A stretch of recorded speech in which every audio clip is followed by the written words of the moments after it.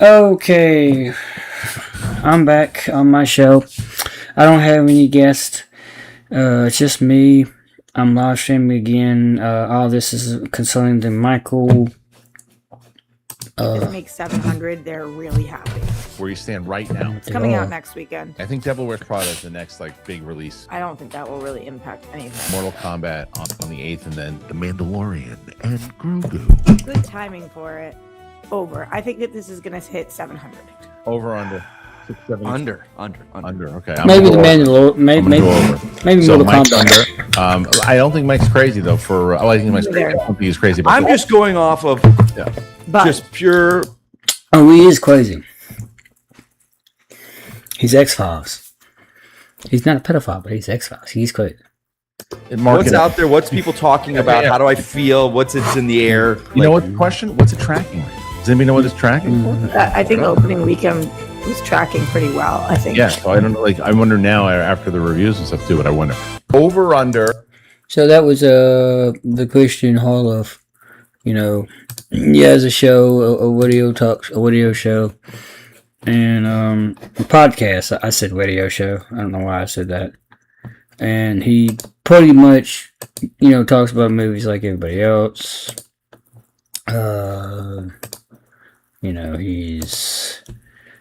I've never really checked out his show. I mean, I watched a few episodes. I watch him every now and then, do my reviews.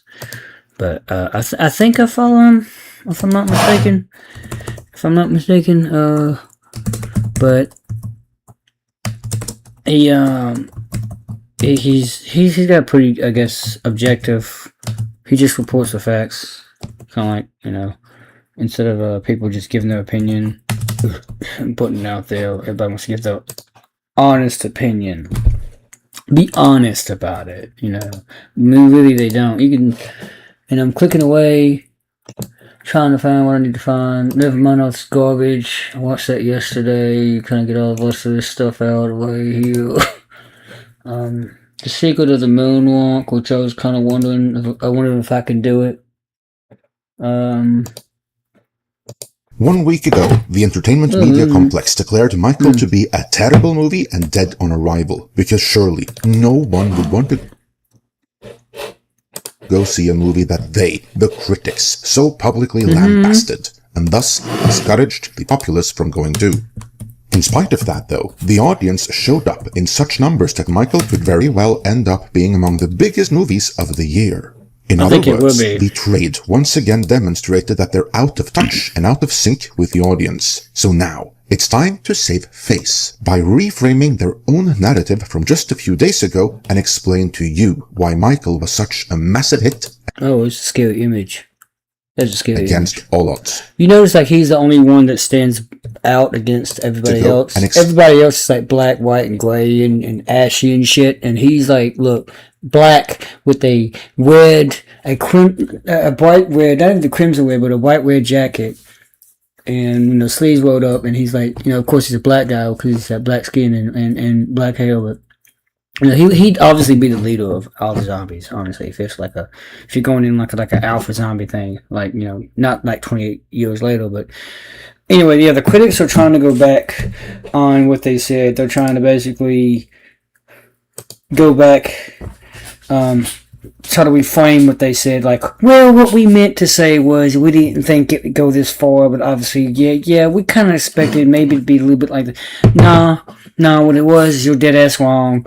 You didn't think that people would show up because you want to bring in some old shit that Michael did about that damn child molestation charges, those allegations, and those other shit, not even the domestic violence that they wanted to throw on top of that, but because nobody paid attention to the domestic violence. It's the child molestation charges. It's the him hanging little blanket, now he's known as Biggie, over the balcony at that hotel. And I don't think he really meant to hang him like that. He was holding him pretty securely, but he was trying to show the people, Blanket's face. But I think at the last minute he thought, this is kind of dangerous. I better not have him out here too much longer. And he decided to not even try to pull off the veil that he had over Blanket's face. My question is, why did he even have a veil over Blanket's face? I guess because he didn't want the media to know what he looked like, while he was still just an infant. Because Blanket was the only child that Michael really tried to, hide his face, like physically hide his face, And this was before social media really took off. Like, I think a few years later, so Facebook just, hit the online souls. And speaking of which, my Facebook account just got disabled. I've been dealing with like a hack. My credit cards were hacked and my accounts were hacked. I've had to change several usernames and passwords and I had to change my main email. And then one of them anyway. And then now my Facebook, and I just got access back like a few days ago, and then just yesterday it was disabled for whatever. I don't even know the reason why they disabled it. Like, I didn't do anything wrong, so I'm thinking that somebody hacked it again, because I can't even go into it with my email or my phone number that I did put on there as the way to log in. And so I think they changed my information, like, because you can go in there and remove the email and the phone number and use another one. So now, person hacked my account, he can gain access to my Facebook and shit. And so,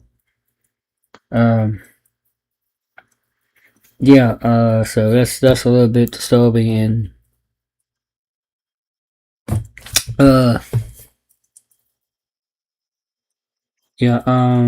I'm not the only one, because I know that people, I've had several of my Facebook friends said that, I know this is off topic, but they said that their Facebook account got hacked, and they tell people not to believe anything they say because that's not them. Their Facebook account was hacked a few days ago.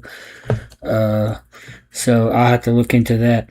But yeah, they're going to try to backtrack on what they said and try to make it seem like they didn't say any of that shit, and or they try to change something, try to make up all kinds of excuses, like, well, I don't know. Let's just see what they say. This is probably not going to be what they said, but this is really just a person that's talking about what they said. Explain to you why Michael was such a massive hit against all odds. Let's see how they're trying to regain their position as the authority on pop culture and audience preferences.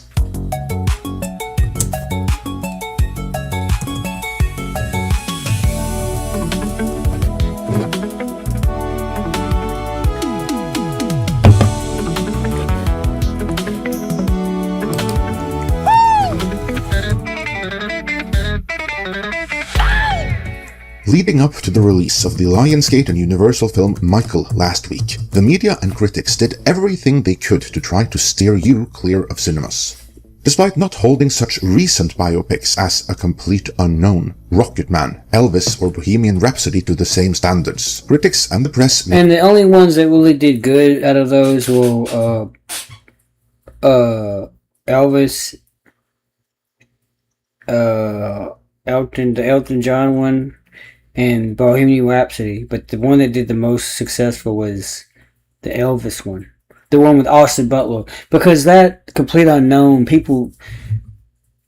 I kind of fell asleep and I didn't really like it all too much, and people forgot the story because it was kind of loosely told, so it's it didn't do that well compared to like the Elvis. Elvis was more, it had more of a fan base. And I think even Bohemian Rhapsody did well, compared to A Complete Unknown. Yeah, but those are the only ones that really have been successful lately.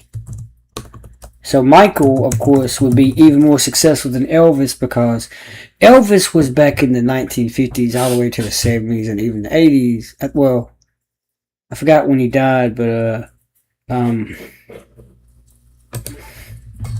can look it up real quick. Elvis Presley. He died in 1977. So we're talking about the 50s all the way through the 70s. But really, he had this peak around the 50s and 60s. He was the king of rock. His fan base was Joe Jackson's generation. So Michael's parents. Because Michael Jackson, he was born in 1958, and he didn't start hitting off until the 60s. A decade later than Elvis. The 60s. Making sure my door's closed. And he kept going out through the 70s and 80s. Well after Elvis died. So Michael took over. He took his spot. And he did better because he reached far more people than Elvis. Like, Michael went all over the fucking world. He had fans everywhere. So, of course, his biopic that just came out is going to be the best. It's not even an argument. It's just the best. It's the best to greatest. In fact, Donald Trump would approve of it. So, there's that. Made you believe you were going to see a bastardized, sanitized, whitewashed version of Michael's story. The audience, however, either didn't hear them, didn't care, or both, as now Michael is the highest opening ever for a biopic, and is chasing Oppenheimer and Bohemian Rhapsody for highest grossing ever. That kind of leaves the critics with egg on their faces, and they can't have that. So now, the repositioning of themselves is well underway. Despite trying to drag out all the past accusations, and going out of their way to even inform you of where you can find the mostly debunked and shunned so-called Neverland documentary that has even been pulled from HBO, they're now acting like the last few weeks didn't happen, and thinking that you must surely be as shocked at the movie's success as they are. Two separate outlets have deigned to explain to you how that could possibly happen. So let's see what they have to say to their defense.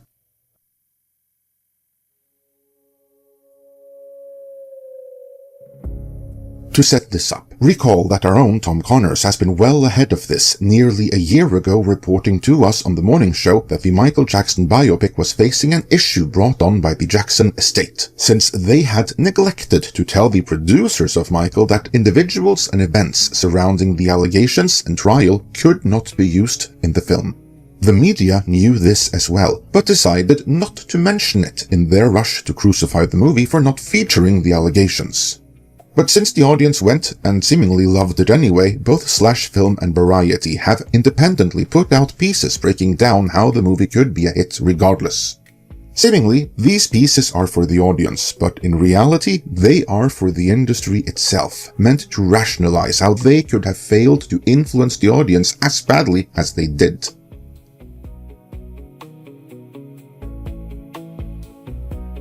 In their write-up, Slash Film begins with saying the quiet part out loud. Michael, a biopic covering the King of Pop's rise to superstardom, defied expectations at the box office, posting a massive global opening. Critics be damned. People just wanted to see Jackson do his thing on the big screen. Critics be damned indeed. A statement which came from a blog rather than a trade, mind you, but which still hurts. So let's get into their reasons. The first reason is pretty lame right off the bat. Michael was the first blockbuster for adults in weeks. With the piece reading, recent weeks have brought about big hits, most notably the aforementioned The Super Mario Galaxy movie. We've also gotten horror movies like Lee Cronin's The Mummy and Ready or Not 2 Here I Come, among others. But while those all found their audience to some degree or another, we haven't had a pure for adults blockbuster since Project Hail Mary began its dominant run at the box office a month ago. For that reason, Michael became the first and sort of default choice for a lot of moviegoers. For those who make going to the movies a semi-regular but not religious habit, there's a decent chance they have already seen Project Hail Mary. Meanwhile, PG and kids movies have done exceedingly well in recent years, but they're not necessarily for everybody all of the time. So, in other words, the argument boils down to there was nothing else to see for adults. But if that's all there was to it, then why did the biopic Christie starring Sydney Sweeney not fare better? Or for that matter, the Springsteen biopic Deliver Me From Nowhere last month? There was nothing else on for adults then either, but those still flopped. So there's obviously more to it. Next reason, Michael benefited greatly from the King of Pop's global popularity, to which I can only say, well duh. This is the very reason why Michael got made in the first place, or any biopic about a popular icon. Bohemian Rhapsody, Rocketman, Elvis were all sold mostly on their global impact as performers, and other megastars have future biopics lined up. The Beatles, for example, will be getting 4 separate biopics, and a Kiss one is also in the works.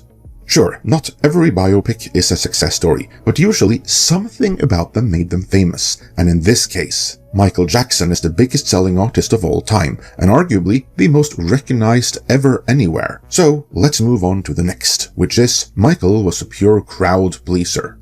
Okay, that is pretty clear and hard to argue with. Of course you want a movie that pleases a majority of the audience, that should go without saying. Yet they're surprised that it is, so let's see why.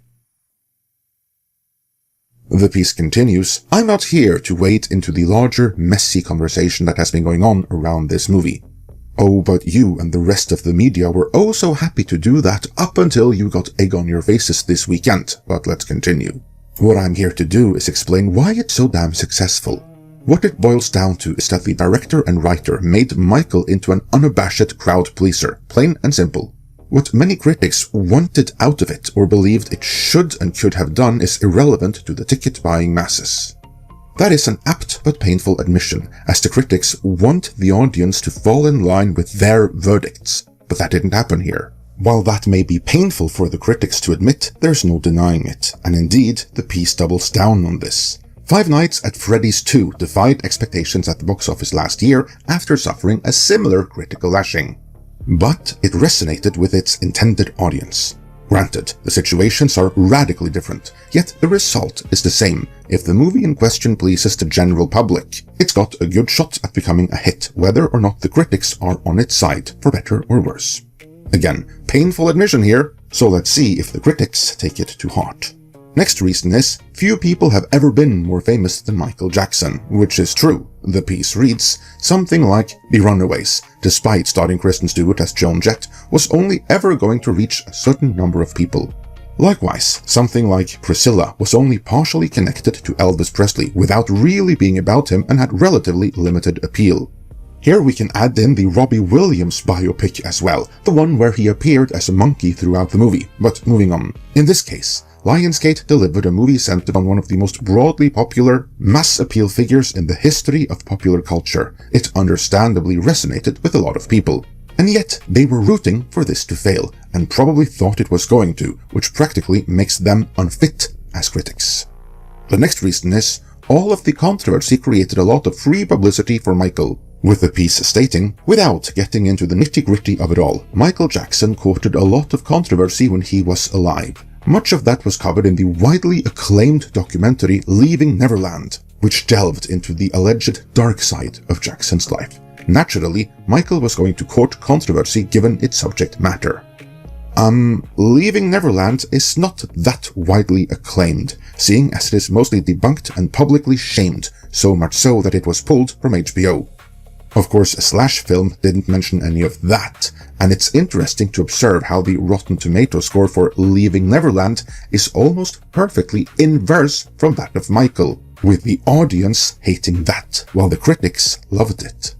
That then brings us to the cope, for the piece continues. Many critics have cited the fact that the movie doesn't address the most damning misconduct allegations made against Jackson as a point of contention. In fact, Michael had to reshoot its entire third act amid behind-the-scenes drama, stemming from the fact that the film wasn't legally allowed to dramatize an alleged victim by the name of Jordan Chandler. A lot of ink has been spilled about the movie as a result of all of this. First, they finally had to acknowledge what Tom and a few others had been pointing out for a year already, which is good, but they buried it in the bottom of their reasons, which demonstrate ambivalence. And then they used this to the movie's defense, saying it also resulted in an awful lot of free publicity. Here, I'd like to interject that the kind of publicity that Michael got from the press more often than not precedes a massive flop, which this was not.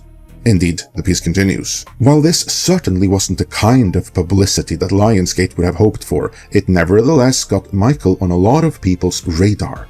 There are even some folks out there going after critics on social media, seeing the movie as almost a screw you of sorts. Wow, that's some butthurt mixed in with both bitterness and resentment right there. I reject the premise though. If audiences really wanted to send a screw you to the critics, they would have gone to see the biopic Christie, starring Sydney Sweeney, the conservative whom the critics and Hollywood at large hated at the time. Yet the audience didn't do that, because that movie wasn't made for them, and moviegoers figured that out. More importantly though, this is the author projecting onto the audience. Yeah, the thing about it is, let me check my microphone real quick. Christie was clearly made for, like, it was a random biopic that came out of nowhere. And some people expect you to know who she was. I had to look her up, and I still don't know anything about the boxer. Because, I don't know, there's probably other famous people. I'm not even going to say famous.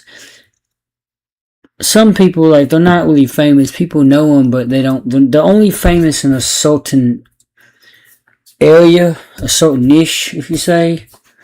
They're not famous everywhere, you know. Like, people wouldn't know who Christie was. It's kind of like the movie Fighting with My Family. It was the first time I saw Florence Pugh as an actress. She portrayed a female wrestler, and I forgot her name, but I've only seen that movie once, and I thought it was good, but I've never heard of the female wrestler that she portrays. That was technically a biopic. And this was a biopic, because they've been doing biopics. It's not really new.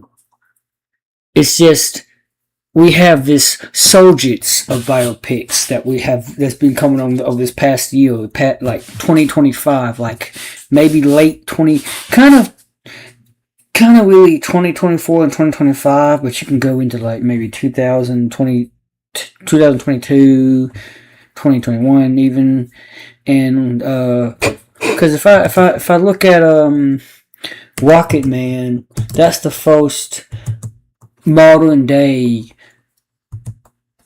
This is 2019. You see, 2019. You know, and never mind the 1997, but 2019.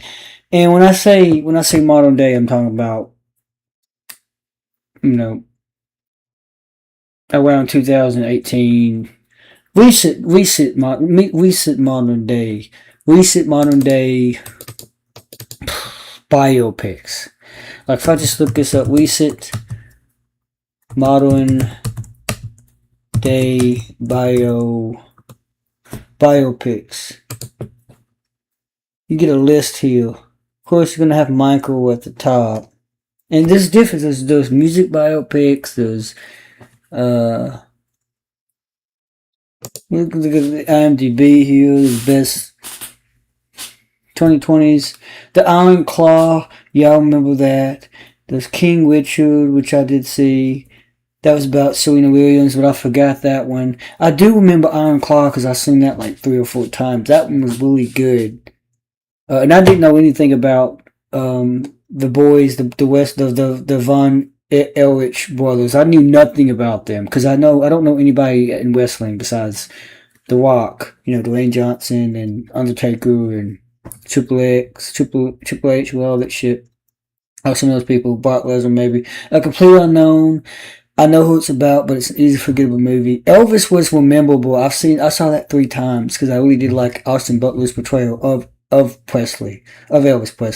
The Iron Claw, like I said, is starring Zac Efron. Zac Efron, yeah, he was good in it, and I think it's Jeremy White because he was also in a biopic about Jeremy White. You know, he was in a biopic recently about. Well, I can just look it up. Add him to favorite people. He was born a little bit before I was. He was in that good show, The Bear, but you saw he was in Springsteen, Deliver Me from Nowhere. He was basically portraying Bruce Springsteen, and even though I got late to that movie, I somewhat remember it, but not completely. I'd have to rewatch it. And you know, Bruce Springsteen performed with Michael Jackson for the song "We Are the World," you know, along with other people like Stevie Wonder and all that. But I don't remember. American Underdog, that was with Zachary Levi. I never saw that. Actually, no, I did see that. It was okay. But like I said, I forget it because I'm not into sports. The Smashing Machine, The Rock, Dwayne Johnson, he plays mixed martial artist UFC champion Mark Cole.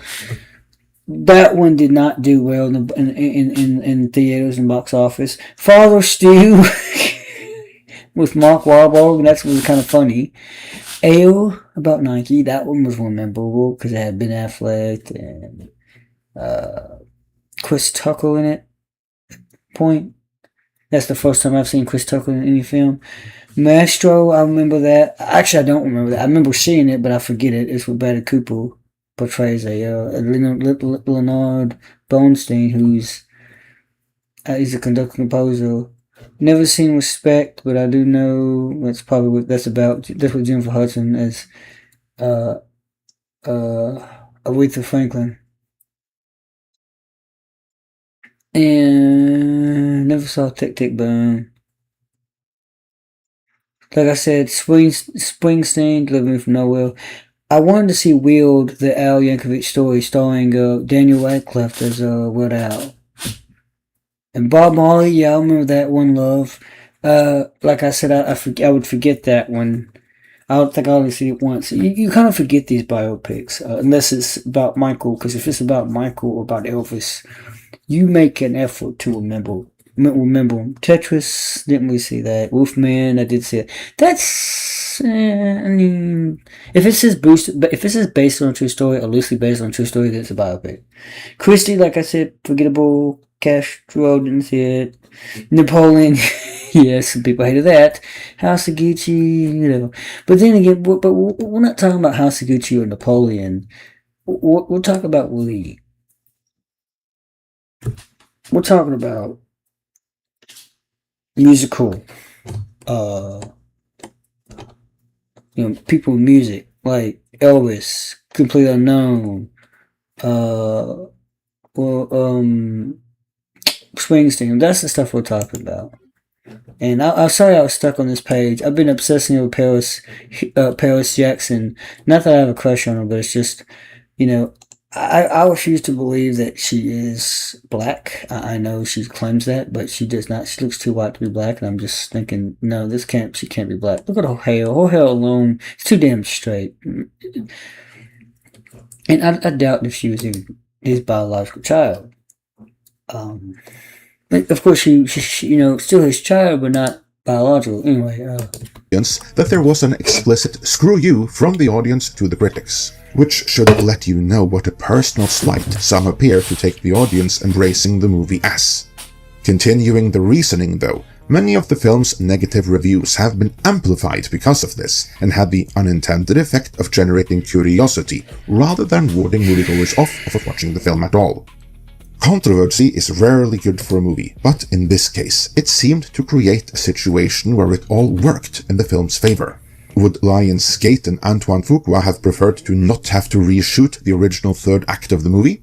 Of course. But speaking purely from a business perspective, one would be hard-pressed to argue it wasn't financially beneficial for them. I'll grant it may turn out to be financially beneficial if they make another movie out of the footage they already have. But beyond that, I submit this movie would have done largely the same without any controversy. Indeed, it might have done even better. So, in short, a lot of cope over at Slash Film. Let's see what Variety had to say.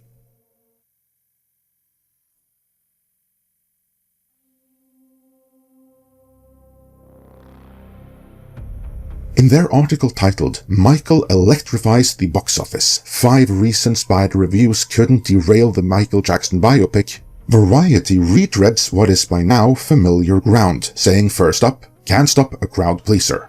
I assure you, these are 2 separate articles from 2 different people.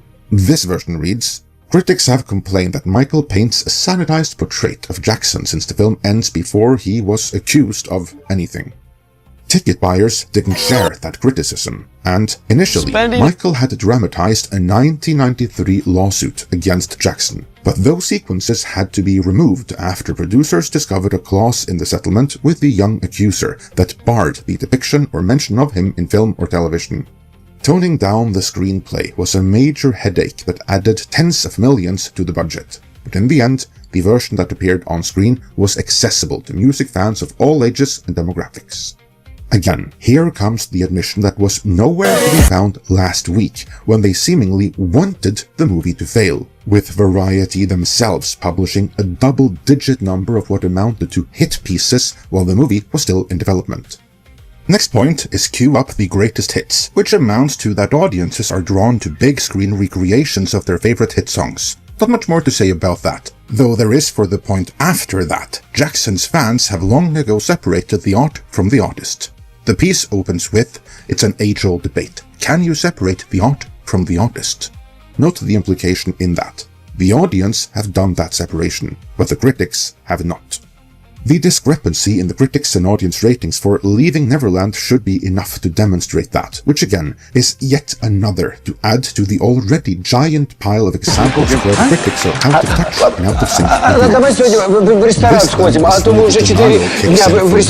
And they resort to more esoteric ways of explaining the movie's success, like Lionsgate's commercial streak. And this is sort of true. I have always notoriously referred to Lionsgate as a bomb factory, but I will admit that like Sony, as of late, they have managed a respectable output. There's no more to it than that. They produced movies for the audience, and the audience shows up. So next comes a related reason. Box office momentum matters. Which amounts to that there have been several cool movies as of late, and there may be more to come, so now the threshold is smaller for going to the movies, I guess. To which all I can say is, Hollywood needs to take that lesson then, and make more cool original movies without ideopolitical messaging. I submit though that the fact that Michael is more of a 4-quadrant film is the bigger reason why it did so well, and if anything, the fact that it doesn't go deep in the darker, more serious corners allows it to be more family friendly, and that further boosts it at the box office. That doesn't mean it shies away from real moments or themes, but it handles them in a way that is easier for people of all ages, sexes, and races to enjoy. So why can't Hollywood just admit that? Is that so difficult? Why do they still hate Michael Jackson so? Well, Michael Jackson has always had a contentious relationship with the media, and a little detail like his death isn't going to change that. Even in the 70s, the first big controversy were the accusations that he was gay, and when he denied that, the press took that and ran with it as an attack on gay people. Since then, rumors and tabloid stories have hounded the king of pop, ranging from when he tried to buy the Elephant Man's bones to that he was a woman who transitioned into a man, or a man who was going to transition into a woman, or even both, by actually being his sister Janet for a time, before the world finally accepted that they were actually two different people. I hope this finally put to rest another rumor that has been in the press for too many years.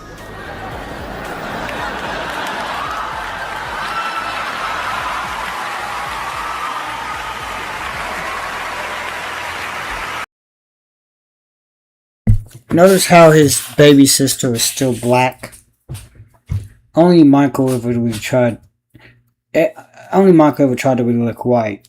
I'm just playing. He never really tried to look white. He just, that was the Vivilito. That proves to you that he couldn't help his condition. And that's for the straight black hair.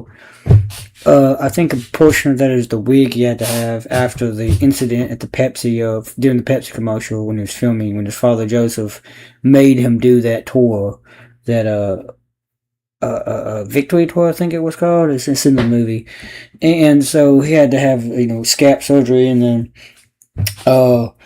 some hair more or less sewn over it and shit, and so he just said, F it, I'm just gonna make my hair straight from now on. And so of course he appeared to be a white person, but I will admit, to me that was never really truly a problem. To me the problem was the fucking nose and the fact that he did actually look very feminine to a lot of people. A lot of people thought that, including myself, and I'm thinking, recently with all this woke garbage that we had, when men trying to transition into women and vice versa, really the men transition into women, my first thought was like, are they trying to be like Michael Jackson? Trying to look like a woman? Because that would be their argument. Well, Michael did it. No, he didn't try to look like a woman. He tried to look perfect to the point it harmed his look, because I admitted to myself, even my mother, who my mother was obsessed with him, she's like, that damn nose, he did too much surgery on. He should have stopped it right after Bad. After the Bad album, he should have stopped surgery. But he had to have the chin, the jawline. His face looked like a damn plastic action figure to me. It's too stiff. It didn't look organic. It didn't look like you could touch it and feel warmth. You know, it didn't look like it could have form. Hell, it didn't even look like he can have facial hair. Like, you know how you see women with augmented breasts, and you know that shit is silicone, and it's plastic, and it's really hard? It doesn't even look, it might look attractive, but it doesn't look organic. It doesn't look natural. It doesn't have bounciness. Like, boobs that have bounciness are natural, even if they're kind of implanted, but there's got to be some fat tissue. But if it's all stiff and hard, like you got bowling balls put on there, and you touch it and it feels so, I don't know if men really like that. Because never mind the feel part, never mind the side of it, it's the feeling of it. Because if you know, having sex and you can't mush, kind of, because women do like that, I'm just saying. It takes away its value. Anyway, the whole face to me was, he should have stayed, if not black, he should have stayed a certain way with the nose and not touched anything else, like the jaw. The hair is fine, because you know but it's just he got to looking too much. The nose is too much like this. You know, it's like. His nose was just too much like this. He looked like Morbius the vampire. Morbius the living vampire of Marvel. You know, that movie played by Jared Leto. That's what he looked like. And damn, like, you know, make me feel bad. I got a big nose and shit. I got a twisted face. And he comes around looking like fucking, you know, anyway.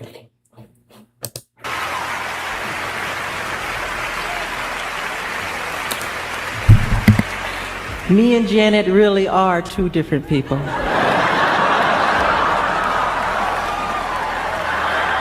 And all of this was still before the allegations, and there is a lot to say about those, but for that, we refer you to our good friend Razorfist. But what about you? Do you feel the Hollywood trade has now adequately explained why this movie was such a smash hit? Something they never saw coming? Or do you still think them out of touch? Let me know in the comments.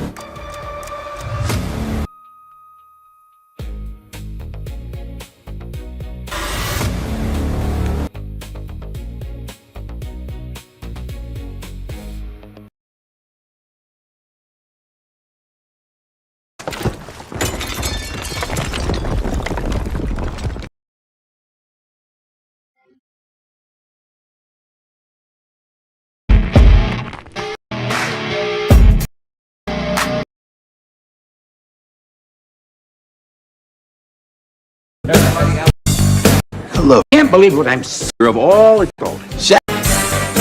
Hey, I went in on this. Me too. Older in push-ups. What do you Thanks. You're welcome. I'm Cheryl Masters, and I'm looking for Kirby Carlisle. Oh, there Yeah, I think it's all just a bunch of BS, really. One of the best albums that Michael Jackson ever did was the Jacksons Live album, which is done right after Off the Wall. And the Jacksons Live album was done in conjunction with their Triumph album. It's a fantastic album. It's one of the best live albums you're ever going to hear. And the Jacksons are fantastic together. I mean, it's a drag that Jermaine isn't there. I'm a huge Jermaine fan. All right, so it's a drag that Jermaine ain't with them. And in fact, if you guys didn't know, what the deal was is when they left Motown as the Jackson 5 to go over to CBS as the Jacksons, Berry Gordy said they couldn't use the Jackson 5 name and they couldn't use the logo. Also, Jermaine stayed at Motown, which was very controversial at the time, but he was actually married to Berry Gordy's daughter. And so Jermaine stayed and Randy took his place. Randy Jackson took his place. So that's the only thing, that's the only drag about the Jackson songs is there's no Jermaine there, and I'm a huge Jermaine fan. But having said that, the Jacksons live album is fantastic and is as close to an off-the-wall live album as there is, because it does a lot of the Jackson songs and it does a lot of the off-the-wall songs, but done with the Jacksons doing harmony behind them. If you've listened to enough of their concert stuff, which there's a few of them out there, there's a little routine that they did, which is basically the Jacksons and the audience want to do a medley and Michael is coy. And he doesn't want to do it. He's precocious and he doesn't want to do it. So the brothers are talking him into do it. No, I don't want to do it. The fans, come on, do it. No, I don't want to do it. Okay, maybe I'll do it. So the medley is I Want You Back, ABC, and The Love You Save. Oh, baby, give me one more chance to show you that I love you. Then it goes right into I'll Be There, which ends in a wild scat version of I'll Be There.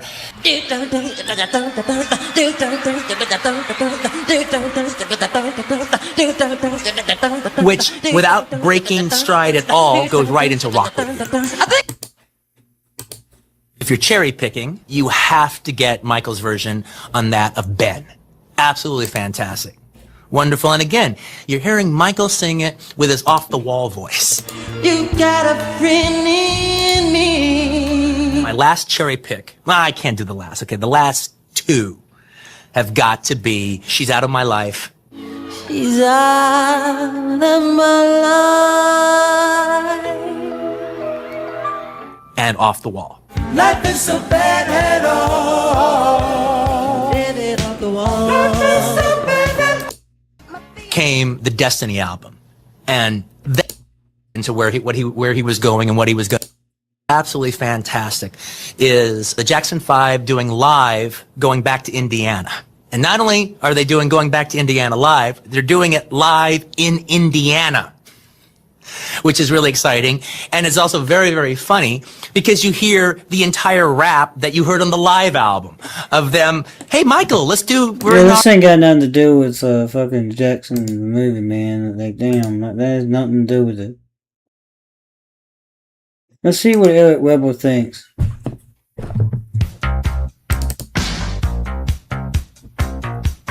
Point. Ears, as it were. This is the gold standard. Okay, that's why you see the gold still out here. Okay, man. I've got the yellow/gold glasses on here, the Sunday shields, and we're off and running on this Sunday. But let me tell you, the people that you see in the picture, these people are not who you should trust. I mean, I've dragged these people how many times before? The majority of them are New York critics. Okay. The majority of them are very hard left leaning. I think it's very important that you understand why that matters here. Because when you are a hard left leaning, and they all are, they can't argue. In fact, I'm going to show you how hard left one of these people is because it's so funny when you see it. You're going to laugh your ass off.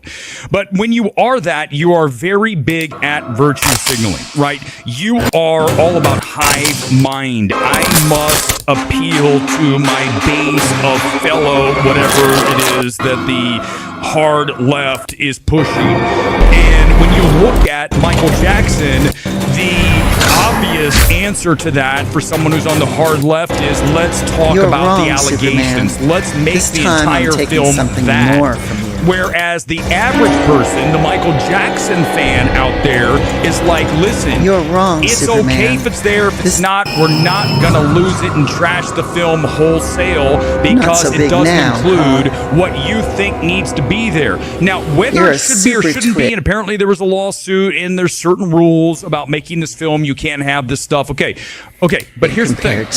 You don't go into a film already ready to savage it because you know that something has been excluded. And that's what makes these people completely unreliable. I mean, these are voices that are not just unreliable, they're untrustworthy. They have an agenda they are pushing. I have never once stepped on the mic here on MMT in the 4 years we've done this channel, never once with an agenda, okay? I have my reaction to the film, which can turn into an agenda because I believe in the product or I do not. But I do not prejudge a film. I never go into something saying, I'm going to go ahead and trash this already. In fact, many times, you guys know this, I've been surprised. I go see a film and I'm expecting to come out and just rail on it. And I'm like, okay, I was wrong. This is actually good. Now, it does happen the other way. I mean, no question. But at least you know that every time that I give you an evaluation here on MMT, it's going to be objective. right? And I understand someone came into my comments and said, well, if it's objective, you're just talking about plot points. No, we're talking about the ability to leave your politics out of the fucking review. And here's the thing. The people that you see pictured on your screen right now all have a great inability to extract that bullshit from their takes when they are, quote, reviewing a movie. And this makes them useless. Okay? Not just irrelevant. They are pointless. They have zero value in this entire system. And as of now, based on what I'm seeing, the audience reaction, which we called on Wednesday, versus these people that you see, and I go to Rotten Tomatoes and I show you what they have to say. Have you seen where the tomato meter is on this? 38% on Rotten Tomatoes. That means 62% of critics said this film sucks. It's rotten. Conversely, the popcornometer, the audience that saw this, non-critics, 97% hot, piping hot. And look at the chasm between the two numbers. Roughly 60 points apart. I mean, wow. That is not even in the same universe. And that's what we're talking about here tonight. These critics, again, mostly New York critics, but it's all critics. Okay. And if anyone wants to argue, by the way, the people in the picture here, none of them are going to argue because they'll look like fucking idiots if they do. You're hard left. You know you are. Just admit it. Come out and say it. We had critics out there who were celebrating the first time that Trump was almost assassinated. I'm sure the second time, right? Because they have to appeal to the base. What am I supposed to say to my fellow critics that makes me cool with my circle jerk of losers? And yes, these people are fucking losers. Okay, no question about that. All these people. And let me tell you, they're not only unreliable, they're not good people. And let me explain that. They are not people like you and me who go out into the world and try to do good, try to give back, try to do better. These are people that are just actively waiting to unleash their little critical niche bullshit thinking. Look at me, I'm so learned, and now you're going to feel the full wattage of my pretentious nature as I say this film is horrid, as Robert Daniels. The full what? The full... You're going to feel the full wattage of my pretentious nature as I say... I mean, he's right about some of it. These people that try to project the idea that they know everything when they don't, and it's like, it is politics. You know, even more so now than it used to be. That's why I'm thinking, like, is it worth my time even live streaming these reviews? Should I be doing it? Why don't I just stream video games, my video game playthroughs on Twitch and YouTube? I hold that Twitch is the best place to live stream your video games. That's what I hold, so I wanted to stick with that. And you know, maybe I'll do that and do more Resident Evil 9. I just bought Pragmata, so maybe I'll do that. I should catch up on Life is Strange. I still have to beat Life is Strange 2. So, yeah. I'm not going to stay up too late with this, but I can't watch the whole thing because it's over an hour. This film is horrid, as Robert Daniels said. See the tweet? Let me be straight with you. Michael is horrid. Guys, what would you say to Robert Daniels here tonight? If we had him on, I'd love to have Robert on. I would just continually trash him for the entire time. He wouldn't get a word in. This guy is everything that's wrong with film criticism. 100%. Because he's agendized, as I like to say. He's so far off the mark, completely unrelatable to anyone except for his circle jerk of pretentious other film critics. Again, usually based in New York, in this case, Chicago. Horrid. Wait a second. How does 97% on the tomato meter? How is that horrid? It's one man's opinion. I have an opinion that's valid because I write for RogerEbert.com. Roger Ebert is probably embarrassed of this shit. I don't blame him. Because I bet you Roger Ebert would like this film. I do. I think that he would. I think that Siskel would like this film. They'd have issues with it, but they know and they knew. You go back and you watch at the movies. You go back and you look at from the earliest point when we were Siskel and Ebert. You can see where they understand what a film is trying to do, who it's for. Not always. But now we have a group of critics, including Robert and Bilge in the middle, who, by the way, didn't review this, but trust me, he's one of them. And then we get on the right, and this is Allison Wilmore, everyone. I need your help here with Allison tonight. I need you guys to come in right now with your comments. We'll get to as many as possible tonight. Thanks for being here on MMT. Always a pleasure to do this live. I don't need to do 1,000 takes of this. This is happening right now at 7:45 here in Los Angeles. When we look at Allison, I need help before I get into her review. I just need you guys to help me with this person, okay? Now, here's what I'm going to ask you. I'm going to ask you if these are the same person, okay? This is just simple. You come in, I'm not going to even say anything. I want you to tell me if these two pictures are the same person. That's all I'm going to ask, okay? Here's number one. This is Allison on Twitter. And by the way, remember I told you, like, these people are so far left? Do you notice that Allison Wilmore is no longer even on Twitter? She is at Blue Sky Social, which is so far left, right? We are talking left of Reddit. All right. She's in Brooklyn. She's the film critic at Vulture. Talk about hard left publication, right? New York Mag, same thing. They're all cut from the same cloth. But this is Allison. Okay. That's Allison 1. Now, okay, real quickly, is this the same person? I'm just asking you, is this the same person you're looking on your screen? I guess, but right. It's like I looked and I'm like, wait, is that the same person? I feel like they're different people. One and... No, did I just get rid of it? Damn it, I just lost it again. I hit the wrong button. But you look and you talk about Allison. Let's go to her review. Forget about whether it's the same person in the picture. That's just an aside. All right, guys, let me have an aside here while I trash these people. But right, if you're on Blue Sky and not on X, you are just admitting to the world, look at me, I'm a rageous leftist, right? Rageous, yes. Right, and here it is. Michael, you guys ready? Here it is. Rotten. What Jafar does amounts to elaborate impression instead of interpretation, recreating the voice and the famous choreography, and otherwise staring blankly into the middle distance when called upon to transmit emotions. And she goes on to say it's like a wax museum. First of all, everyone who's seen this film says this kid's great. And it feels like you're watching Michael Jackson. And Michael Jackson was kind of like a wax figure. Right? He wasn't like the most personable person. So I think that this is a performance that deserves to be like an Oscar nomination. What is she watching? Like, this is the thing. Like, how can you be so wrong? That's the thing, right? People say, is there a right and wrong? There's absolutely a right and wrong with Michael. And the wrong is you calling this film horrid. You calling this film a wax museum. This has no emotion. What's the audience doing? Why are they dancing? Why back on Wednesday night when I was there was the dude behind me literally freaking out, going up and down the stairs, dancing around to every number of songs that are in that thing, right? Oh, but that's one guy. Oh, really? What are all the videos of everyone doing the same thing? See, these people just are curmudgeons. They don't want to have fun. These people are essentially actively depressed 24/7.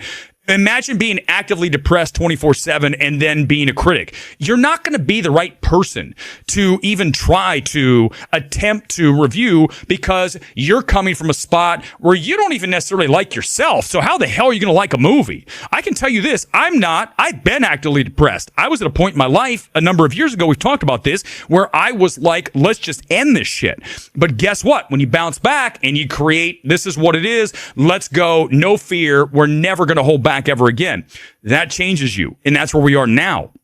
But these critics, I'm telling you, these are also the kind of people that you don't want to hang out with. Like, if you went to a bar and had to sit around with these people and have a beer with them, you'd be like, I'm out of here. Just give me the tab. I'm leaving. They're not people you want to hang with. They're not the cool crowd. Okay. Not even close. I mean, the majority of film critics are, as I talk about all the time whenever I go into a critic screen, you walk in and you're like, ugh. God, what is this group? Where did you guys come from? And like, listen, Johnny said, Johnny, if you're here tonight, I'm going to steal it because it was great. You walk in and you know what you essentially realize? You go, this is what OnlyFans people are all about. Not the people on OnlyFans, the people paying the OnlyFans people. That's the average film critic. Oh, Weber's out of control. Too bad. I'll do what I want. It's my channel, and I will savage these people as much as I want. You not stop me, okay? And they deserve it. And tonight, we are saying it's done, okay? As Shannon gets told in Drive, when Albert Brooks slices his wrists, it's done. That's what I like. You guys, you know me. I'll always bring Drive back into the equation. Drive and Moneyball. We'll always work those two films in some way or another. These people are all completely and utterly not to be trusted again. And as far as I'm concerned, the tomato meter is in the trash.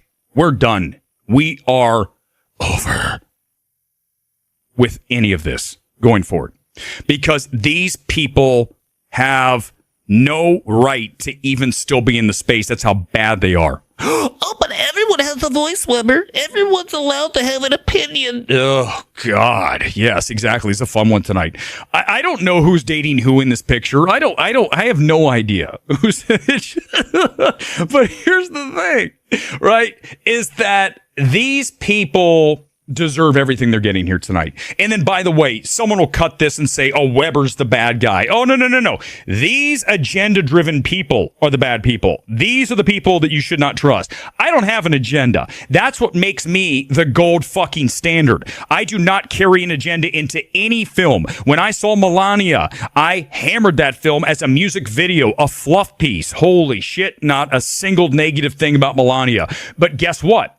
I'm not right or left. I'm in the middle. I always try to be as centrist as possible because that's the fairest place to be when it comes to an evaluation. Now, do I have positions that may be one way or the other? Absolutely, but they're well thought out. They are considered, and then we go with whatever that is. You know, you just don't carry stuff into the movie going, well, it doesn't have any of the allegations, therefore the movie's garbage, which is what all these people did. I don't know about Bill. I have no idea, but I'm sure he'd hate it because he's a pretentious, another one of these people, Vulture, New York Mag, New Yorker, you know, Roger Ebert, again, wow, poor Roger. The site has been left to people that are literally desecrating the name Ebert. I mean, it really is that. These people have no sense of what a mainstream audience recognizes and what they want to see in a film. They just don't. I mean, you go back to Super Mario Bros., the second one, Galaxy.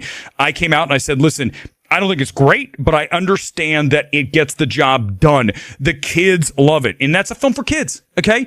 Yeah, for some 30-year-old, you know, Arrested Development kids as well, they're not going to like it as much because it's dumb, which is perfect for the kids. But it gets what you need to get done. Do I wish it were better? 100%. But people saying, oh, it's the worst movie ever made, this and that. These people are not to be trusted. You know, listen, I'm telling you guys, you go back and you look at all my evaluations going back to the beginning of when I got into space back in 2010, 2011, 2012. I have been on the right side of history on a film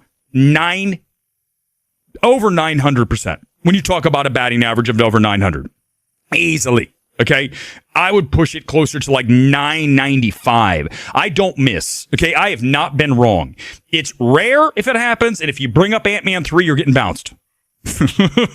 Because it's a goof Marvel film. I'm allowed to say it is what it is. Thor Love and Thunder. You know, these things are fine. But when you talk about like a Beau is Afraid or a Babylon or, you know, here's the thing, right? How many of these critics, help me out. You guys can do the work. I am not going to sit around and do this like, you know, cross section of who loved The Bride and hated Michael. I guarantee it's probably all these people. Robert Daniels had to have loved The Bride because that's a virtue film, right? I like The Bride, I love Michael. Oh, look, it's Maggie Gyllenhaal. She is, here we go. Every time we have a female director, it's got to be good.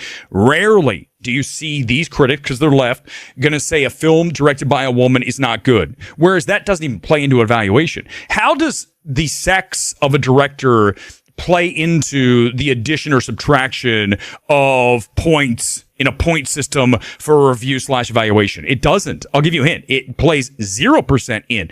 I go back and I talk about a film when I watched during COVID. They sent me the link. We were all stuck inside. They said, here is Saint Maud. I go, okay, I've heard good things about the Saint Maud. Let's watch it. I was blown away. Okay, straight up. Oh man, number one film of 2020, 2021, whichever time you saw that, was Saint Maud. And I didn't even know it was directed by a woman until after the film was over. I went up on IMDb and go, who the fuck is Rose Glass? Holy shit. That's the thing. That's what makes me better than you. Okay. All you pictured over here. because I don't carry in that information. And if I do, I'm going to eliminate it and get to zero, objectively zero, and we're going to go up or down based on that. I'm not going to care about the race. I'm not going to care about the sex. I'm not going to care about the sexual ideology. I don't care about any of this, okay? It doesn't matter if they're they, them, she, her, he, him. It just doesn't matter. Why does that matter? The film is the film. But these critics don't do that. These critics go, oh, it's a female director, right? And, here you're going to say, well, it's a black director. So no, I'm saying we're changing the subject just slightly. But it's the same thing. They're completely unreliable. And again, the word is just absolutely useless. And yet, here's the thing about all the people that we're dragging here tonight. They all have egos. You have no idea how big these egos. Go back and look at Robert Daniels. Look at his Twitter. Read all the replies, like, oh, this, going back and forth. Robert, dude, here's the deal. It doesn't matter what you reply. Let me explain something to you. You don't share anything in common with anyone who's semi-normal. Nothing. Zero. Okay? Allison Wilmore. Zero. We could add 1,000 names to this. I'm just picking the people out that I like to drag on Twitter all the time. Oh, but he's picking on a woman. Stop. Doesn't matter. I don't care, again, with the sex, race. It doesn't matter. It's the person I'm dragging. The person. And here's the point, is at the end of the day, these people are they have to be flushed out of the system. We got to get them out of there. And you know what? Just cancel. If you have a subscription to Vulture, you have a subscription to just get rid of it. It's just, they're not ever going to point you in the right direction. They're constantly going to put you in the wrong place. And at that point, we just got to go forget it. You guys are done. It's really true. Of course you did, Omega Swiper. Listen, during this film, I was absolutely emotional. Without question. It's funny. I was sitting there during the Beat It thriller, right? And I sat there and I felt like, holy shit, I feel like I'm coming to tears. Like, I feel like this emotion swelling inside. And we talk about this all the time. When you look at a film that you're able to almost like interlock with, right? You get in with and you feel like symbiotic and you can just like, you're in it. And this film absolutely gets there. And everyone in my audience was the same way. Menzel was sitting next to me and we don't talk during the film. We did, however, about 40 minutes in, didn't even need that long. He leans over and goes, the critics are wrong. I looked at him and go, I just rolled my eyes like, you got to be kidding me. Like, wow. Like, here's the thing is, right? There's times that you're wrong and it doesn't really matter. On Michael, you can't be wrong, and they are. And not just are they wrong, they're loud. You got Robert Daniels saying it's horrid. Like, it's like, you're not only off, like, it's one thing to be wrong. You're so far off. You're like worse than the tomato meter versus the popcorn meter. You're off by more than 60. You're off by like thousands of percentage points. 1,000 times 1,000 multiples, because it's that obvious that this film works. Everybody in here who saw this film, tell me one person, listen, you might have a problem, but tell me one person here in the comments that saw this film and is like, no, this film's not good. This film's awful. This film, probably because you're a curmudgeon. If you like films that have a good heart, and listen, we can argue back and forth about the Michael Jackson allegations. We're not doing that here tonight. I'm talking about the film. The film has a good heart. The film has a light about it, and it has a buoyancy, as we discussed back on Wednesday. And all that registers with people. They want hope nowadays. You look at Project Hail Mary, a film that I dragged. I do not like that film. You look at it because I think it's juvenile. I think it's sophomoric. I think it needs to be more mature. You got things that are happening in that movie at the end when you've got Ryan Gosling jumping up on the counter after he's told he's going on board the ship no matter what. He's doing Three Stooges shit. That's bad. Like, that's just really awful. But here's the thing. Michael knows what it is. It's got a good heart. Project Hail Mary, good heart as well, I would argue. No question. And I think that's what people want. They want hope. We're so tired of this polarizing shit. And yet Weber's like dragging these people and then saying that it has a good heart. Too bad, because these people need to understand that we're on to them. And when you have an agenda that you're bringing into the movie theater, you can't do this. You're done. You cannot do this any longer. And, they're going to continue. These people are like, they're on film festival juries. I can't even imagine. Right? Because you got to remember, these people also, again, being hard left, they give all those credit points to the DEIs, to the female directors.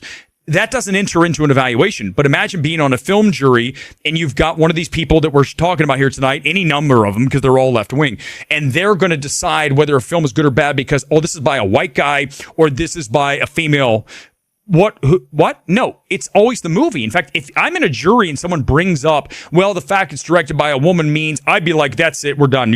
I can't believe you just said that. We got to start calling these people out. But they're so far left, right? They're so far left. We had people like Strange Harbors. That dude, holy shit. That guy's the guy who was celebrating Charlie Kirk getting killed. Oh, yeah, he did. 100%. He had to close this account down because we dragged the shit out of him.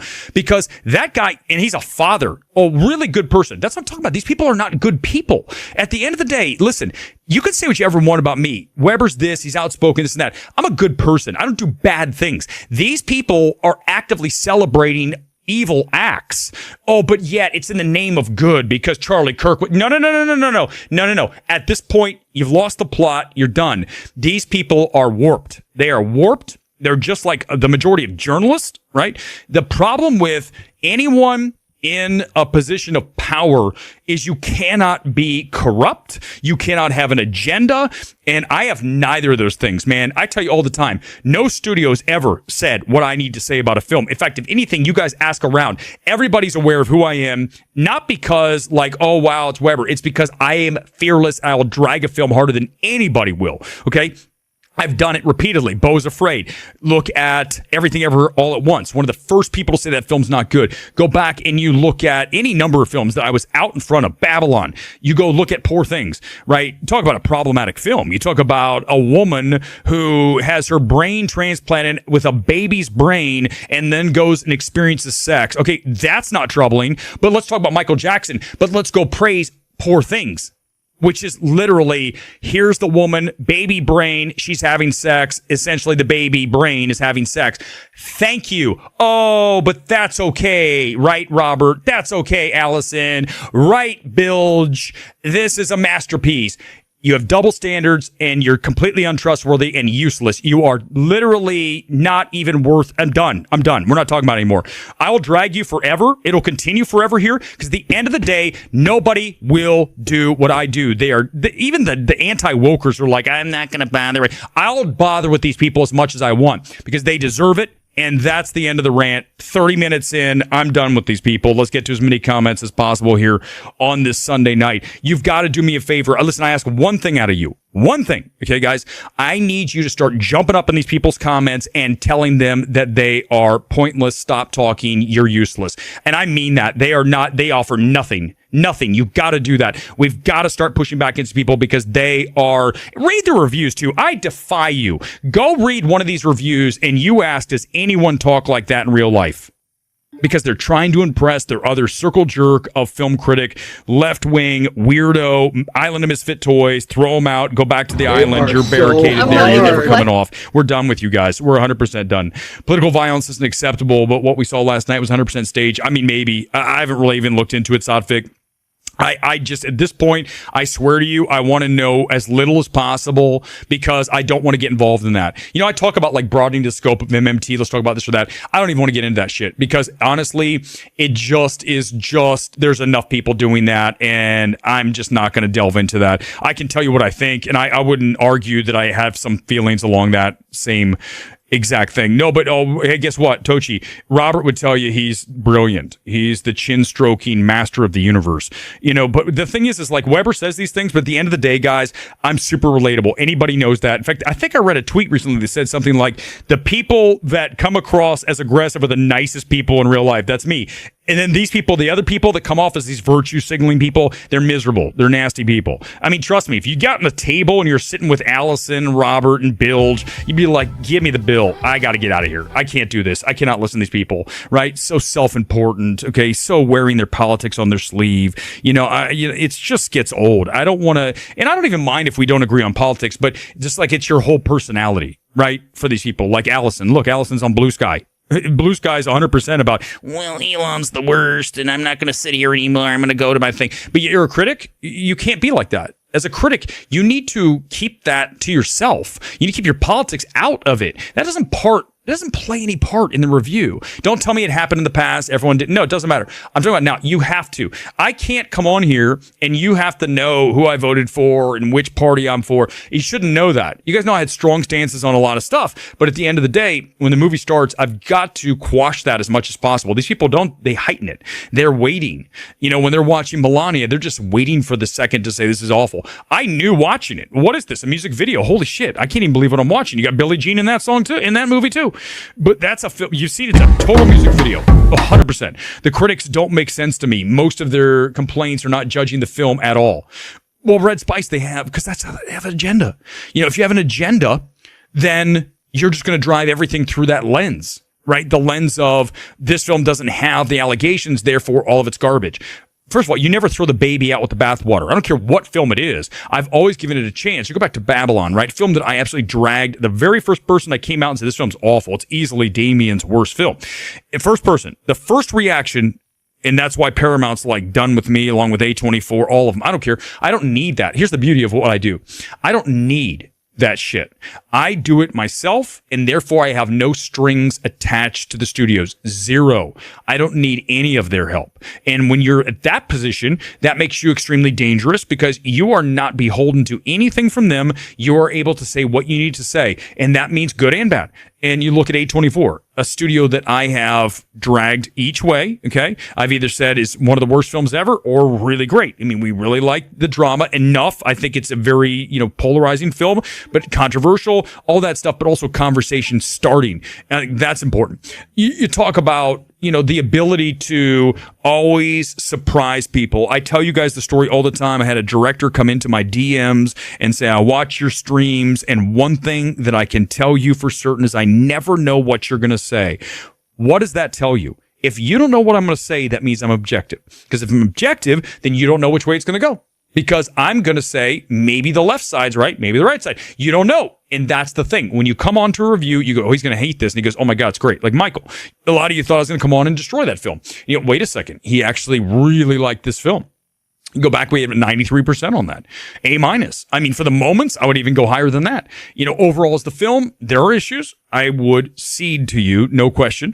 But as an overall film, delivering what fans want and what I got a lot out of in the high points of that film, I mean, this is an easy film to review. It's not even up for debate. That's the thing. That's why these people get dragged so hard by me, because it's so obvious. But yet to them, it's horrid. It's unwatchable. Screams agenda. Listen, the thing is that when you come from an agenda standpoint, making sense of what they say, you have to run it through that agenda. So the only thing you need to understand is they were pissed that there was no allegations in here. Therefore, the entire film's awful.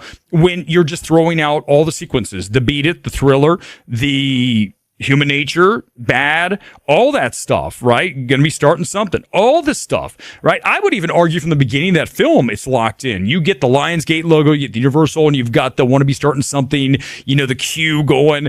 That film is good from the second we get the studio up on the screen. You instantly lock the audience in. And then we're in Gary, Indiana. And then the film it looks big, it looks good, it sounds amazing. In IMAX, it was well worth the trip. I mean, this is one of these films we talked about, and let's go to someone asked me how this film did in every country. I'll do that here because I didn't get it this morning when I did the show. I did a few. We'll go country by country just quickly on that, and then we'll get to a review of a film here in a little bit called Blue Heron. Very small film that I liked.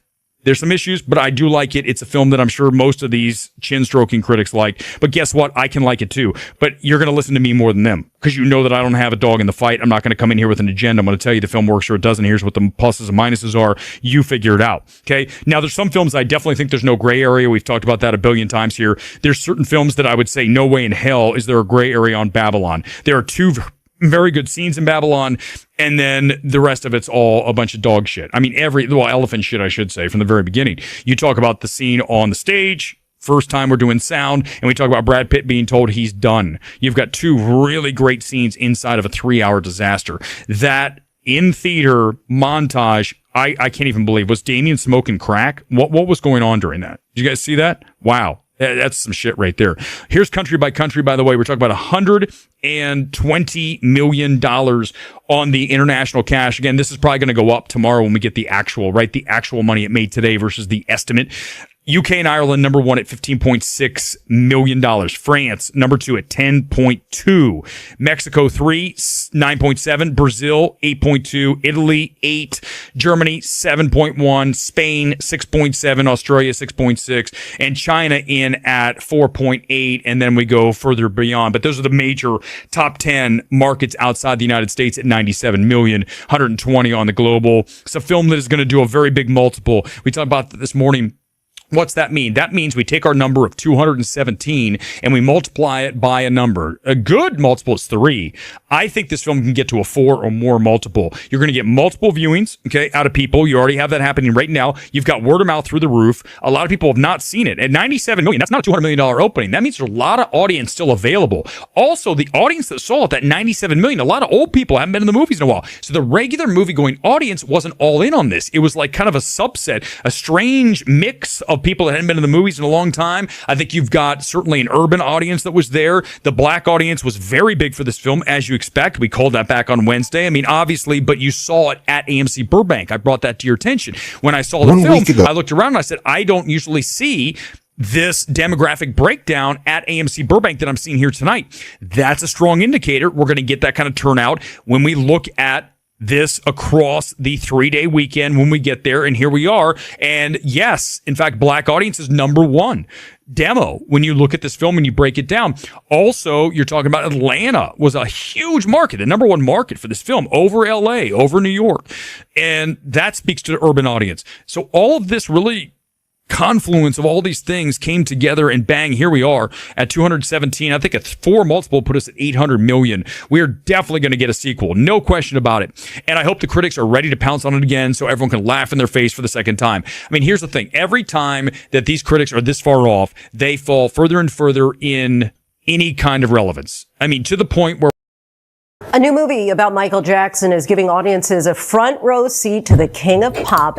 I would like to keep going, but he's just going to keep going about what the critics say and how the critics are being smashed by this movie. And a lot of people are saying that, you know, they're talking about how the critics are smashed and it's better than what the reviews say and all that. And, I mean, you know, it's the same old, same old.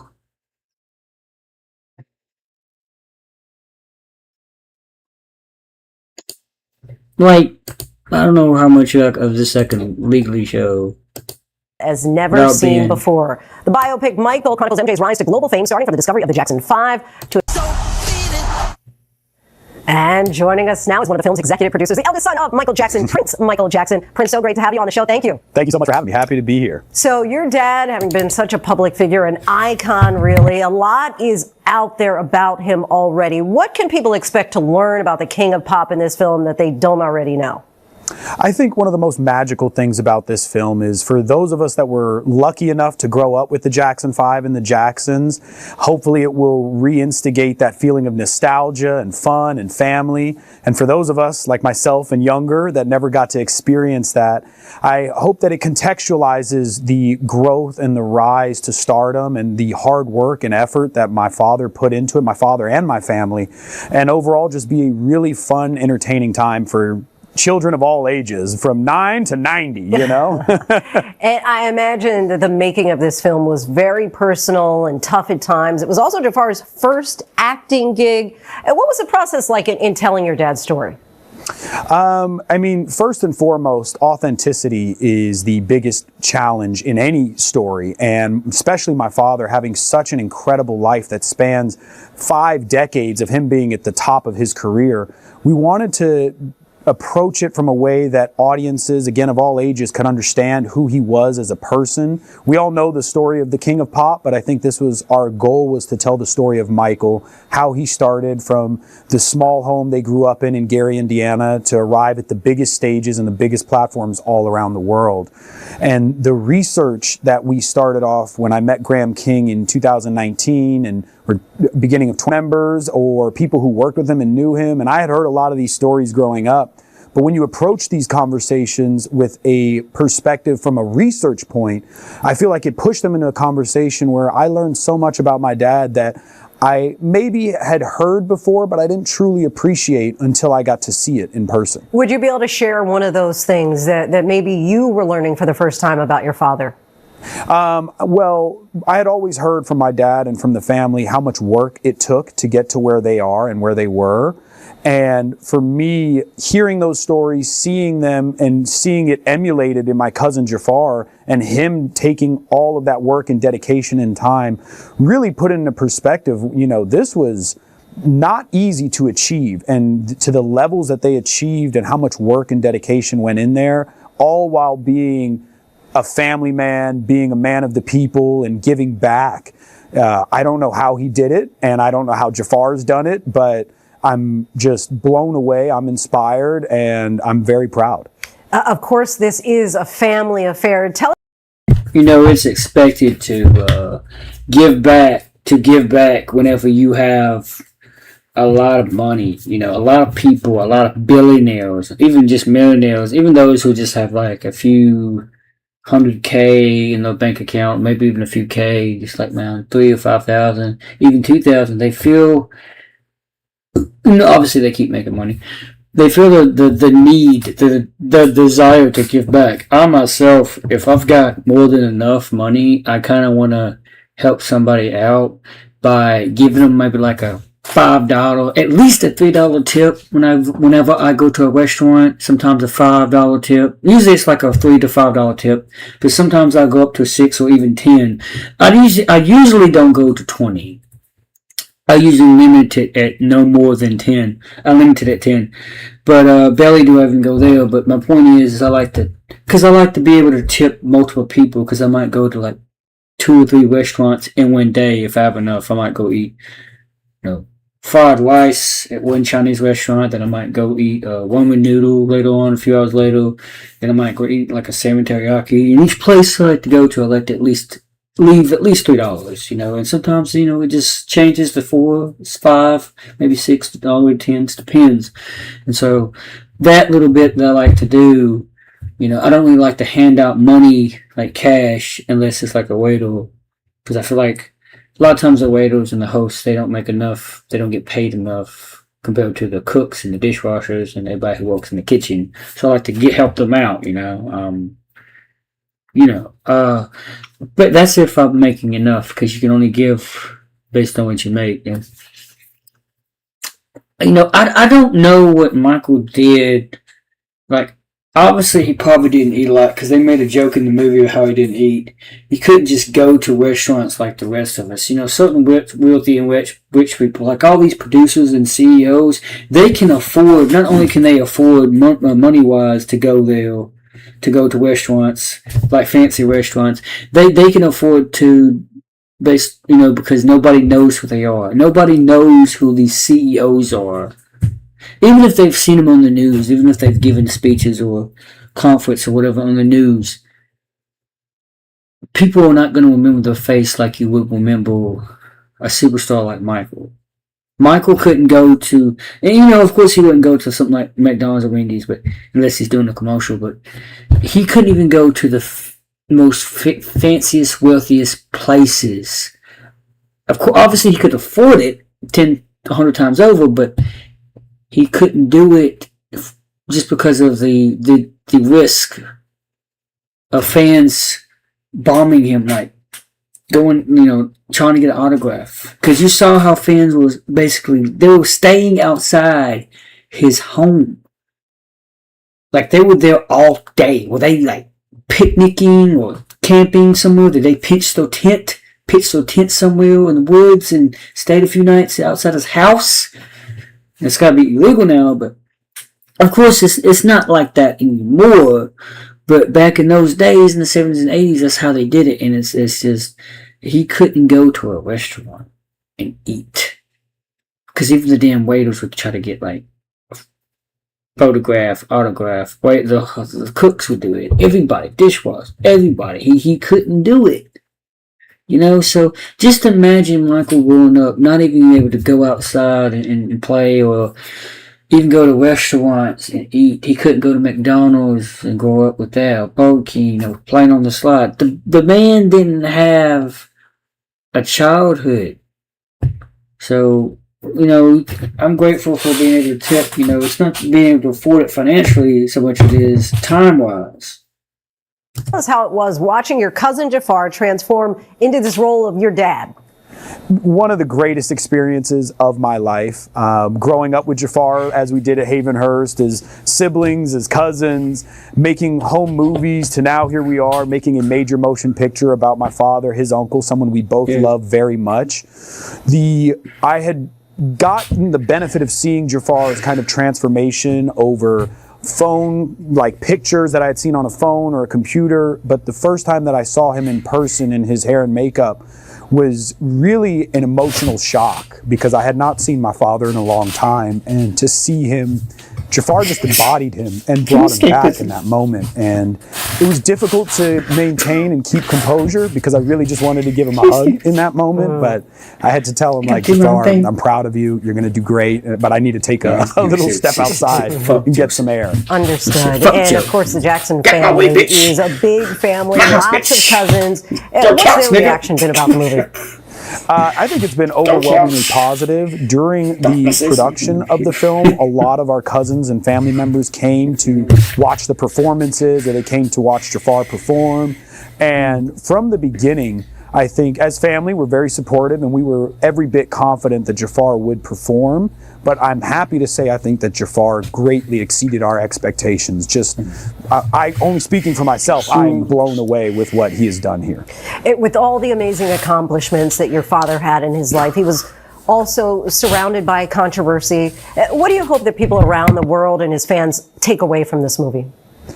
I think that my father is probably one of the most misunderstood people out there, and I hope that you get a glimpse into the life and the cause and effect that made him who he was. I know when I finished reading the script early on, for me it felt like a culmination of who my dad was, because I had heard these stories growing up that he had told me himself, or that other family members had shared with me, and to see it packaged in a way with it's like a beginning, middle, and end, it made me closer to the story in a way. Also, just having the benefit of reliving it with my cousin on production, or in production on set, was a really, honestly, a therapeutic experience, and one that I'm eternally grateful for. You have a nonprofit that was inspired by your father, and you're very passionate about it. It's called Heal Los Angeles Foundation. Tell us about it. So I take great inspiration and pride in my father and everything that he's accomplished. And one of the most important things I feel is he is the greatest of all time, always will be, but he still made time to give back and used his platform to highlight social needs that we all need to come together. And that's where we take inspiration at the Heal Los Angeles Foundation, is we want to inspire young people to be their best and to give them the tools that they need to succeed. You brought several families that you helped through the foundation to the LA premiere of the movie. What was that moment like for them? So special for me, because I started, John Muto, the co-founder of Heal Los Angeles, we've known each other for 10 years. We've been working together for 10 years. When I graduated from Loyola Marymount University in 2019, is around the same time we started the development on this Michael film. So the development of the foundation and my father's film have kind of gone hand in hand. And working with the families at Laredo Street Elementary and hearing their excitement for my father's film coming out, and sharing little tidbits, maybe when I shouldn't have, with them, was really cool. And so to bring them there, for me, I always want to try and bring in that sense of philanthropy and charity to anything that I do. And it just felt like such a natural tie-in to bring these families from the school that we serve. Michael Bush was the costume designer for my father. He designed the suit that I was wearing, and actually the armband was made out of the fabric that my dad would always wear, the red corduroy shirt.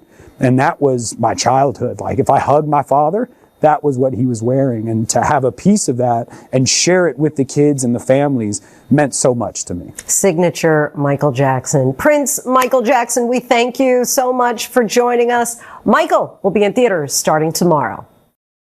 The Michael Jackson movie is officially out, and I went to go see it. First of all, this movie has the worst ratings when it comes to critic reviews and the public press and media. The critic reviews right now are sitting at 38% on Rotten Tomatoes. Meanwhile, the user reviews are at 98%. In my case, I'm honestly a bit conflicted. That being said, I want to preface this by saying I don't know if you can tell, but I am an absolute huge fan of Michael Jackson. And I know about just as much of Michael Jackson as the next superfan. So my review of this movie is coming from that perspective, not as a hater, not as a critic, but rather somebody who genuinely appreciates and loves MJ just as much as the next person. And I will say, the movie is technically really, really well done, but it lacks in a lot of aspects. I know I don't want to say it and I don't want to admit it because I wanted to love and rewatch this movie over and over and over again.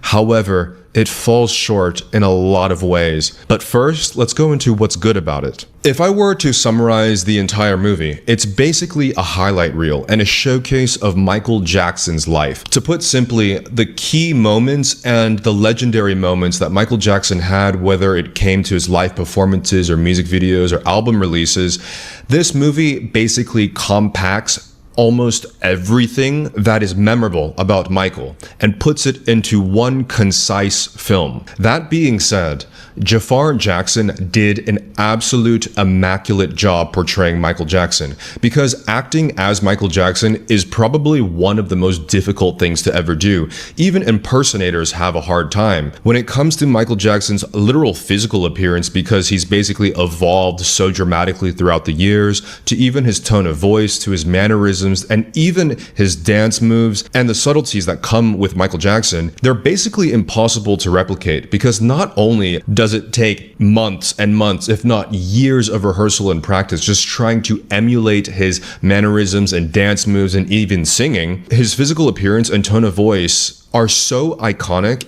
that if you were to even veer off a little bit, it's almost immediately noticeable. And to impersonate Michael Jackson or act as him, it's really, really easy to come off like you're mocking Michael Jackson, even if that's not your intent. Movies of the past have basically tried to emulate Michael Jackson in a movie, and it just comes off as one giant mockery of him. But that being said, Jafar Jackson does an incredible job. He gets absolutely everything down, from his tone of voice, from his speaking voice, to even when it's on stage, to when he's in conflict with Joe Jackson, his dad, when he's communicating with his brothers, when he's talking to lawyers, and even his micro mannerisms of his body language and how he even moves. And of course, Michael Jackson on stage. Jafar basically nailed Michael Jackson down technically on all fronts. And we'll even go to the other actors. Joe Jackson, played by Coleman Domingo, he did an amazing job playing Joe Jackson, Michael Jackson's dad. In fact, he plays Joe Jackson so convincingly that you can't stand him on camera, because basically Joe Jackson was an abusive psychopath of a father. He is basically kind of this one-sided villain of the entire movie, and this has been used to criticize his performance, but let's be real. Joe Jackson was basically kind of just a one-note villain in Michael Jackson's life. However, what I will say is that it focuses a little too much on Joe Jackson and his general relationship with Michael, even though it was such a big part of Michael's life. No, it doesn't. A lot of it was centered with... It focused a great deal on that to me, because Joe Jackson did... You see why Michael is so nervous and why he wants to break free. He's thinking the Jackson 5, his brothers clearly are not as talented as he is, so he is trying to go solo, and Joe didn't want to do that.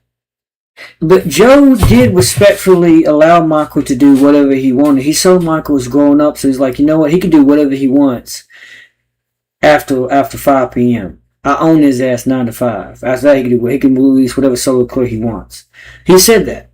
So it's not like he didn't give him freedom. He allowed him to have freedom. It's just Michael wanted even more, because as Michael realized, he was going to need more with all the press and all the people and everything he was trying to do meant he had to be solo 24/7. He couldn't do 9 to 5 with them and then do his own thing like he originally did. He had to go all the way as solo. Because what all he wanted to do with the music videos and the short films and the dances and the tours, his own tours, he could not do under Joe's wing. Joe propelled him for all this. So it's not like Joe didn't do anything. He did prepare his son for this.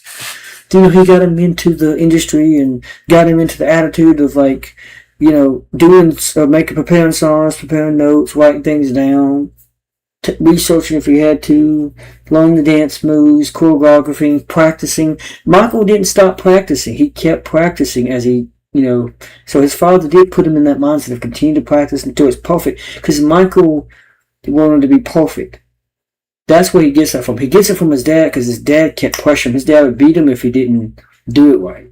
So it just put in Michael's mind, habitually he likes things perfect. It became like a OCD thing for him.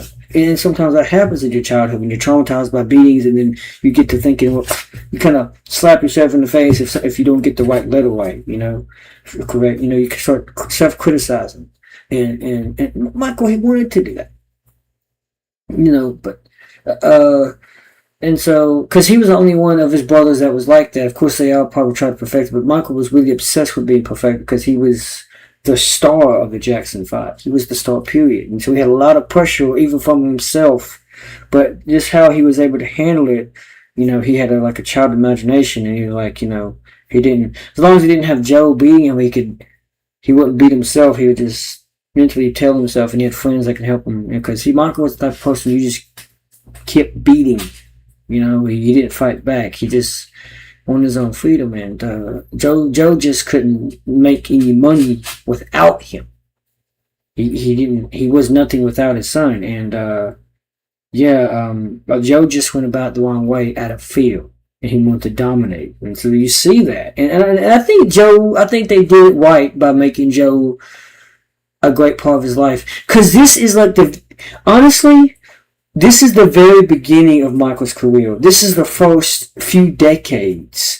And to have Joe be in Michael's life for at least 2 decades or a decade and a half or whatever, up until Bad, like if you research it, when did Michael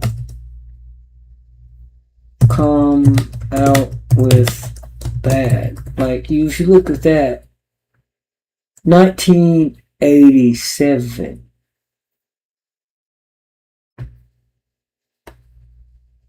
And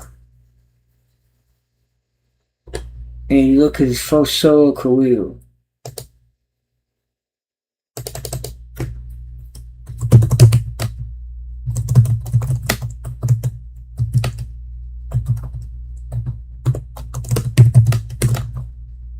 Bad compared to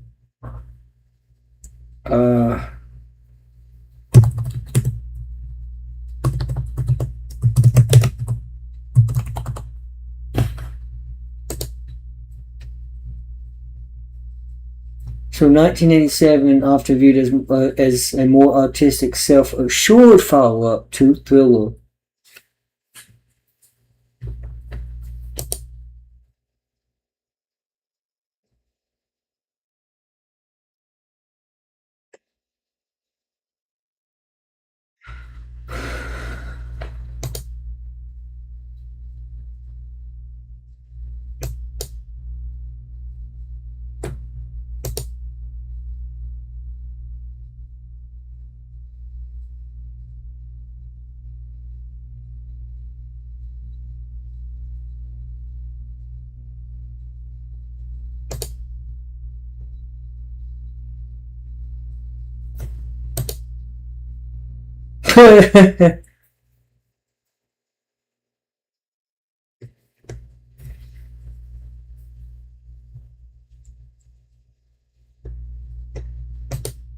Compared to his first solo, what was his first solo? I think his first solo was it Thriller? I don't think it. I think it was Got to Be There, 1972. So we're talking about like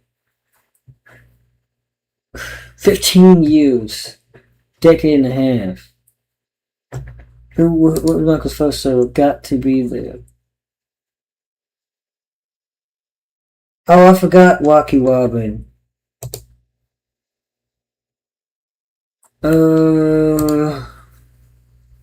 Off the Wall was 1979. That was 7 years later. So he was still a kid when he was 13 years old when Got to Be There came out. But then he was an adult in 1979, so 13 years old in 72.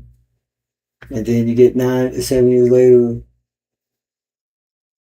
That's 20 years old. He's 20 years old and Off the Wall. That's when you see that. This is pure escapism. Don't stop till you get enough. Yeah. So Off the Wall was his first album as an adult, and you compare that to 87. That's not really a decade. That's like 8 years. Okay.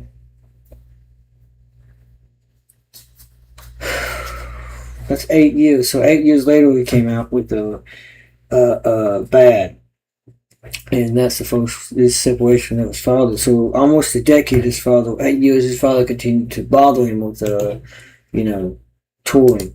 With the conflict as Joe Jackson being the antagonist, being this overarching villain throughout all of Michael's life, which generally isn't the case because Michael Jackson had a lot of enemies and a lot of pushback and a lot of conflict and a lot of barriers when it just came to being Michael Jackson and how he communicated with the world, how he worked with the music business, how he worked with... I think that's going to be explained later in a second part. With the media and all these things. And I think a lot of the movie could have been spent emphasizing that side of the conflict as opposed to just him and his dad throughout the whole movie. It makes... Once again, this is like 15 going on 15, even like 15 years, give or take, after he came out with Off the Wall. So, because when Off the Wall, that was his first really adult album, his first own album, that Joe had nothing to do with.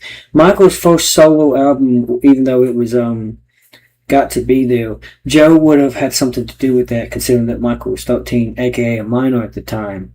But when Michael turned 20, he was, of course, by law an adult.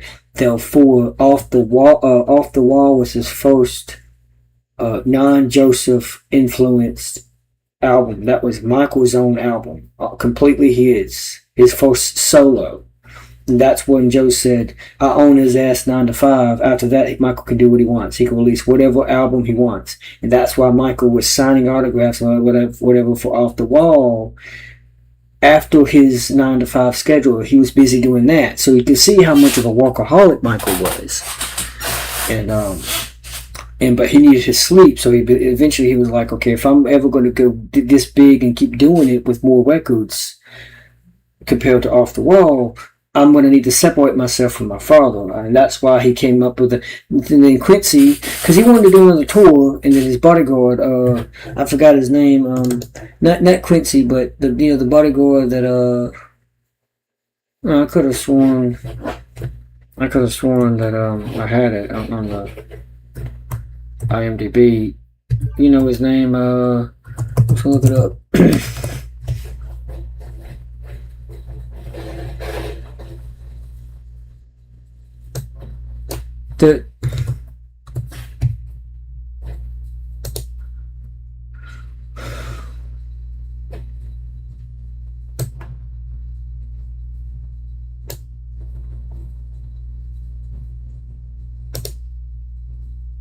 Increase my rating.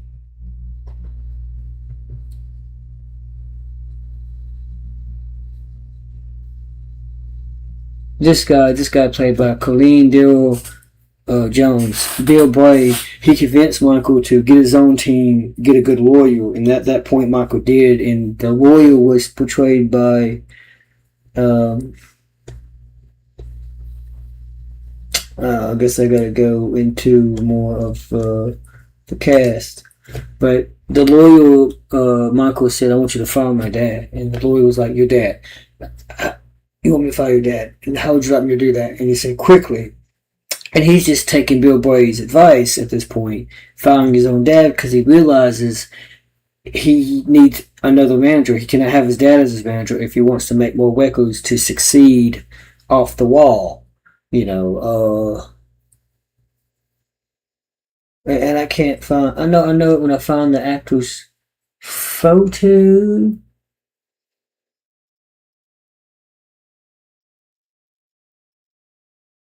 He was in that Fantastic Four. and previously Top Gun Maverick. I don't know his name. He's in another movie too.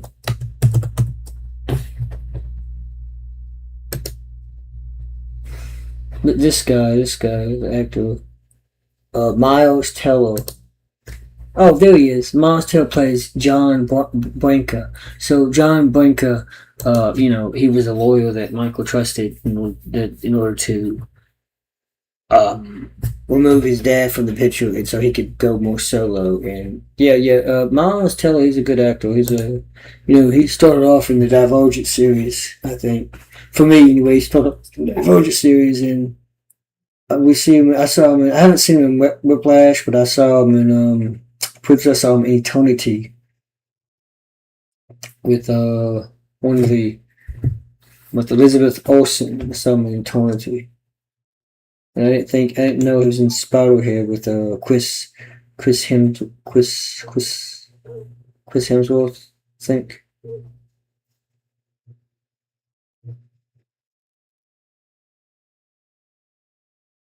Music video.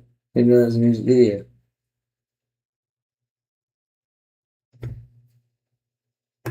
Anyway, the Voyager series.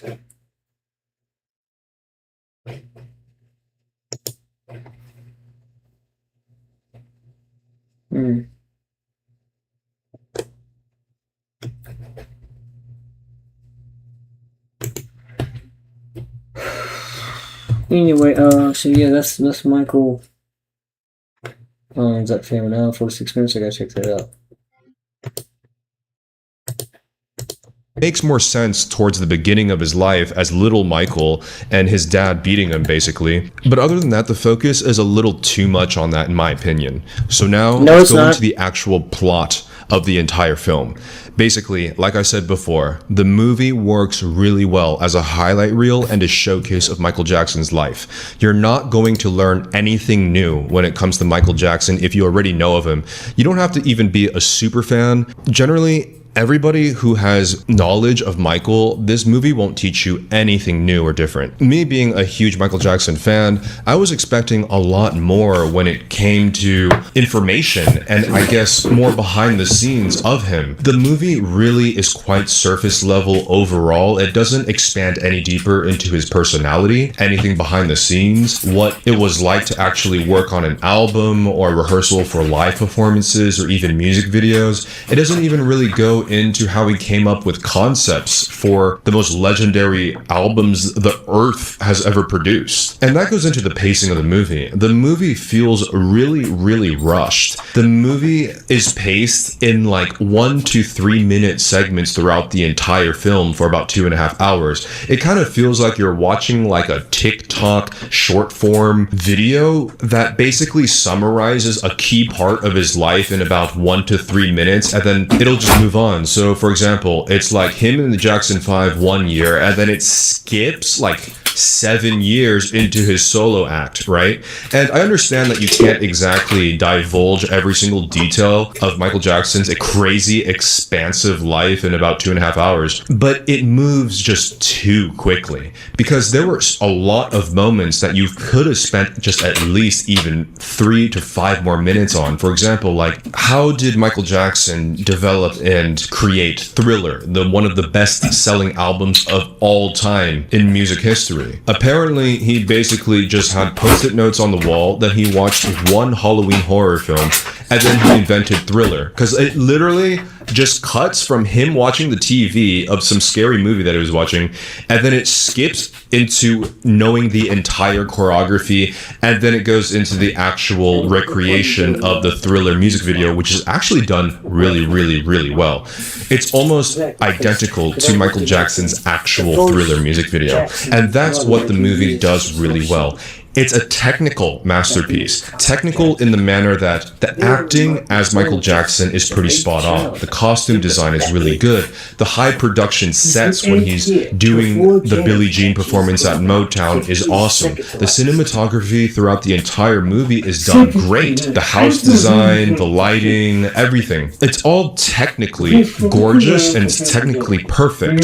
But where it lacks is writing, plot, and pacing. The script itself is like really surface level. It's just one or two lines that Michael would say, and then somebody would respond, and then it moves to another year of his life, and then cue the crazy live performance, and then goes back to him with his mom eating and watching TV. Like, this is the depth of the interactions that Michael Jackson has throughout the entire movie. He's basically just saying one or two lines to people, and then moves on. Michael Jackson is quite possibly one of the most interesting, complex, mysterious, and talented people to ever walk the earth. And the movie honestly kind of does a disservice when it comes to trying to depict Michael Jackson as somebody with layers. Because Michael Jackson is actually a really complex and deep character of a person in real life, and the movie doesn't go into any of that at all. It's kind of like this surface level cutout of what people want to see Michael Jackson as. And honestly, it does make sense if you take into consideration the politics behind the movie, because the movie is actually sponsored and invested in and funded by the Michael Jackson estate, which is basically ran by his family. And on paper, you would think that that's a great thing because it's kept within the family, but also it comes with a lot of financial and political barriers. The Michael Jackson estate is very, very restrictive in terms of how they will allow Michael Jackson to be depicted and all of the people involved. In fact, Janet Jackson is nowhere seen in the movie, even a little bit, because apparently she didn't want to be in the film at all. And it was just the family members that I guess wanted to be in the movie. And if you know anything about Michael Jackson's family, as legendary and memorable as they are, let's just say there's a lot of conflict behind the scenes when it comes to their family. And you can kind of see that play out in how they choose to make the movie. It's basically like one really sanitized and commercially friendly showcase and depiction of Michael Jackson and his entire family. There's very little that is challenging, or there's very little friction or anything that would be even considered slightly negative. Sure, you have moments with Joe Jackson, his dad being abusive, but like Michael's life was really chaotic. And he had to fight through a lot of barriers to get the status of being a living legend, basically. And honestly, it really does a disservice of exploring any of that because it's a missed opportunity to show the importance of why Michael was important. Like, we know that Michael can dance and sing really well, but he embodied so much more. The amount of resilience that man embodies isn't depicted throughout the whole movie at all, because it just shows that he's really sensitive, and then he just does stuff, and then legend born. Like, that's it. But what I think we could have dove deeper in, not necessarily negative things about Michael, but rather explore his work ethic. How did he even come up with concepts behind the music and the music videos? They were very elaborate, intensive processes to even get to even one song made. Behind the scenes, Michael would record like 500 songs for an album, and then he would have to rehearse each song and dance number 1,000 times, and then he would have to come up with the concept of these videos. He's the first one that basically elevated the structure and the very concept of a music video to be mini movies, right? And if we don't want to go into the negative aspects of Michael's life, because, you know, we've already heard enough of that throughout the years, we could have at least dove a little deeper into the barriers and the obstacles and the difficulties that he had to face even developing his art form. And not only that, like even trying to get his work heard by the masses. Because one big thing, for example, they cover how he wasn't ever played on MTV because back then MTV was generally aimed towards white rock and roll audiences, and they had never played a black artist on MTV before. This was a huge barrier, and upon hearing this now, it sounds like ridiculous. It's like the whole segregation thing for music now just doesn't even sound real, but that was a real thing before. And he was the first black artist to actually get played on MTV. But you know how the movie depicts it? Mike Myers, the head of the music label, he literally just says, "Oh, we can't do that, Michael." And Michael says, "We gotta do it." So then Mike Myers says, "You know what? I'm gonna give it a shot. Hey, play Michael Jackson's music video." "What? You can't do it? Do it." And then they do it.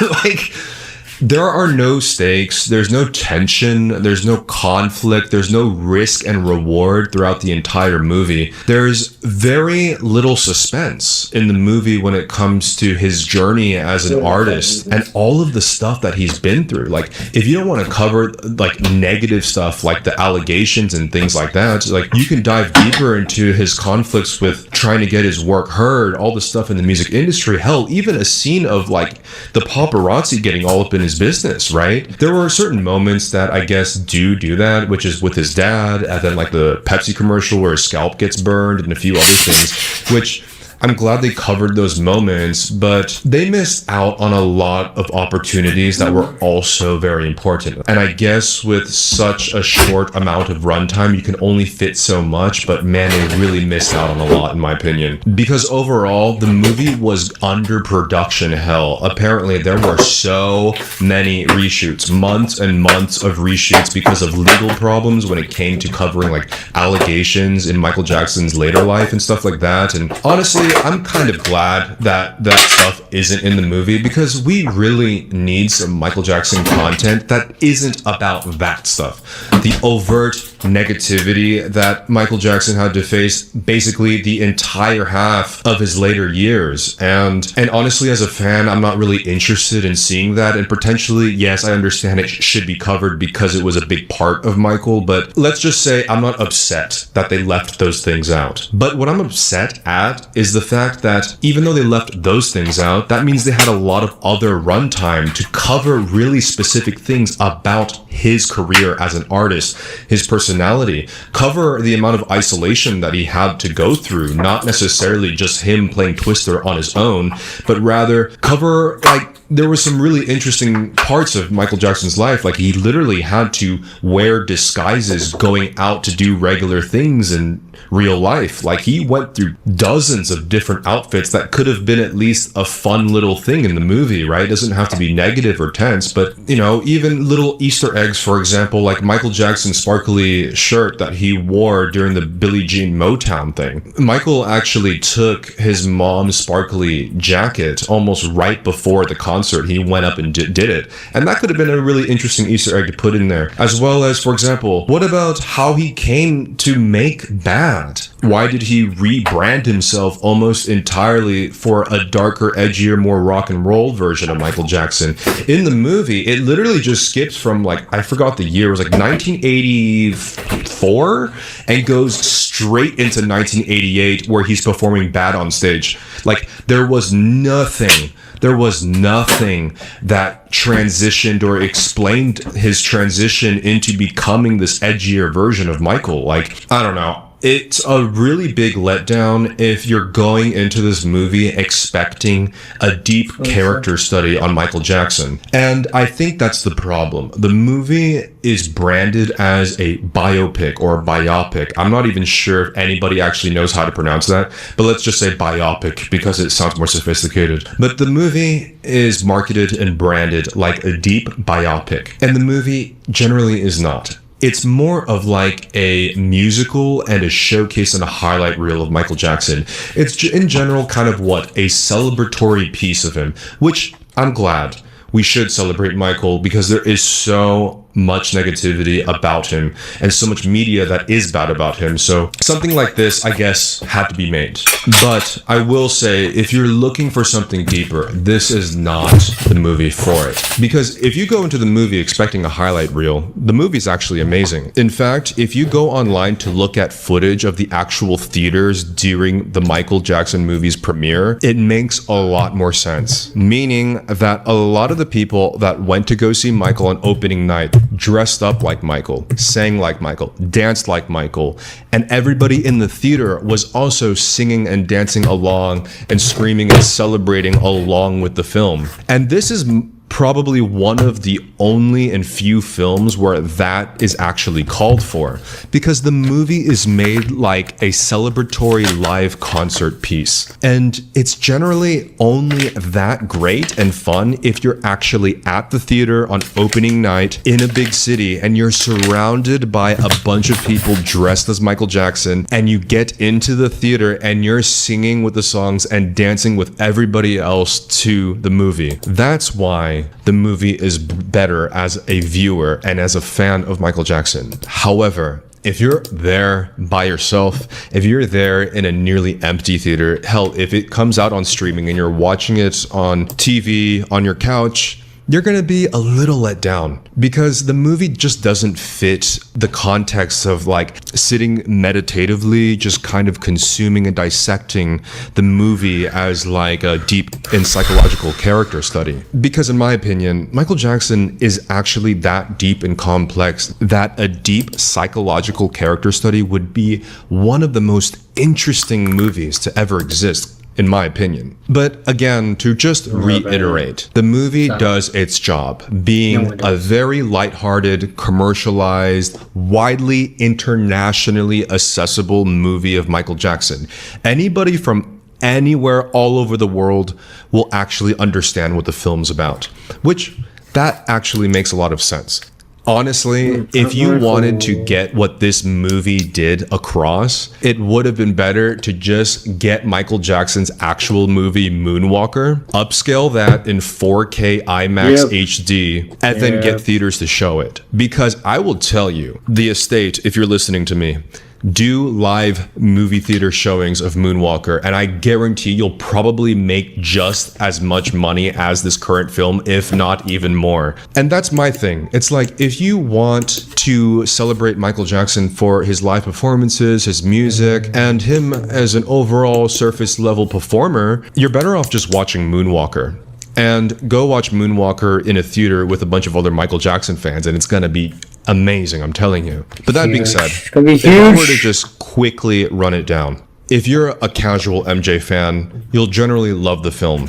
If you're not an MJ fan, but you're kind of interested, it will kind of do its job. It will be interesting enough. If you are a die-hard super fan, you'll be in two camps. You'll either absolutely love the movie and you'll go to 5 viewings of it, or you're the other half of super fan being like, you guys missed all of these, a giant list that you could have added in the film and you didn't do it. Because in the end, the movie plays it really, really, really safe, which, to be honest, I completely understand. There's so much slander against Michael Jackson that I guess a very commercially accessible and safe movie was much needed. But what happens when you sterilize and sanitize a movie that much? You generally don't have that much suspense or tension, or generally a not interesting plot, and you don't really get to know Michael. You get to know characters in movies and people in movies because of the general turmoil or the conflict or the struggles that they go through. And in this movie, he doesn't really feel or seem like a real person with real feelings, which I think Michael Jackson himself would have been okay with depicting these sides of himself. He was a really deep and interesting, multifaceted, multi-sided person with really complex emotions. And the movie kind of just dilutes it into just this one-sided type of person. So that being said, that is my honest review of the entire film. It has its ups and it has its downs, but generally, in the end, Michael Jackson's going to be remembered for eternity. And I would love to hear, if you saw the movie, what you thought about the movie and what you think about everything. My name is Pierre. It's good to see you, and welcome to Into the Ether. Until next time. Yeah. Into the guys, ether. welcome back to my Oh, I think we're pretty much done. Yeah, so I'm gonna say the same thing. I'm gonna say the same thing. channel. I just want to take a moment and share with you a brief review of the Michael movie. I had the awesome and amazing opportunity of seeing it this evening with my family for my dad's birthday, and we were all so excited. We were hyped up. It was a beautiful masterpiece. Antoine Fuqua did his thing as usual. When we just look at the whole cast was absolutely amazing, and we looked at Jafar Jackson, you guys, oh my gosh, like remember 8 years ago when we talked about this, you guys, like this is crazy because like I found out who he was 8 years ago. A lot of us did, and when Jermaine Jackson had showcased his son to the world, and they sang Chestnuts on Open Fire for a Christmas program, and that is when many of us discovered who Jafar Jackson was, and we saw back then even the similarities in his voice, his timbre, sounding just like his late great uncle, the king of pop, Michael Jackson. So this is crazy, y'all, to see. This is a full circle moment of 8 years later of him having the honor to play his uncle. Let me just say, he did an outstanding job. 10 out of 10 for him. This movie, this biopic is a 10 out of 10, and it was amazing. And let me just tell you something. After leaving the theater tonight, it had such an effect on me. It brought a moment of just really feeling good and hopeful for the future, and just it also brought back that nostalgia, but it also ignited the dreamer in me, you know, anybody who is an artist, a performer, or, you know, who loves their craft. This biopic also just, it encourages that in you, and it stirs up a fire. Just seeing this biopic focuses on the genius of Michael Jackson. Like, this film focuses on him, and it focuses on the beautiful attributes of Michael. It focuses on just even the behind the scenes of things that we didn't know about some of his greatest hits from some of his albums. And the time span went from starting at the Jackson 5, and it cut off at 1988. And I know many people had their own opinions about that. Different people felt like it should have been longer. Some people felt that a bunch of things were missing from that biopic, but honestly, I feel like Antoine Fuqua did a beautiful job at capturing just enough for what needed to be put in that time period. It was phenomenal, point blank period. And the thing about it too, that you always have to look at the perspective of the person as well who is sharing their review. I say that because mostly everybody I've seen, they're like, oh my gosh, it's amazing. And then there's different people who have set out to tear this biopic down, to try to shade this biopic. And those people, it is clear that they are Michael Jackson haters. I know a lot of people also wanted there to be a heavy focus on the controversy in Michael's life, but I don't feel like we needed that for this biopic.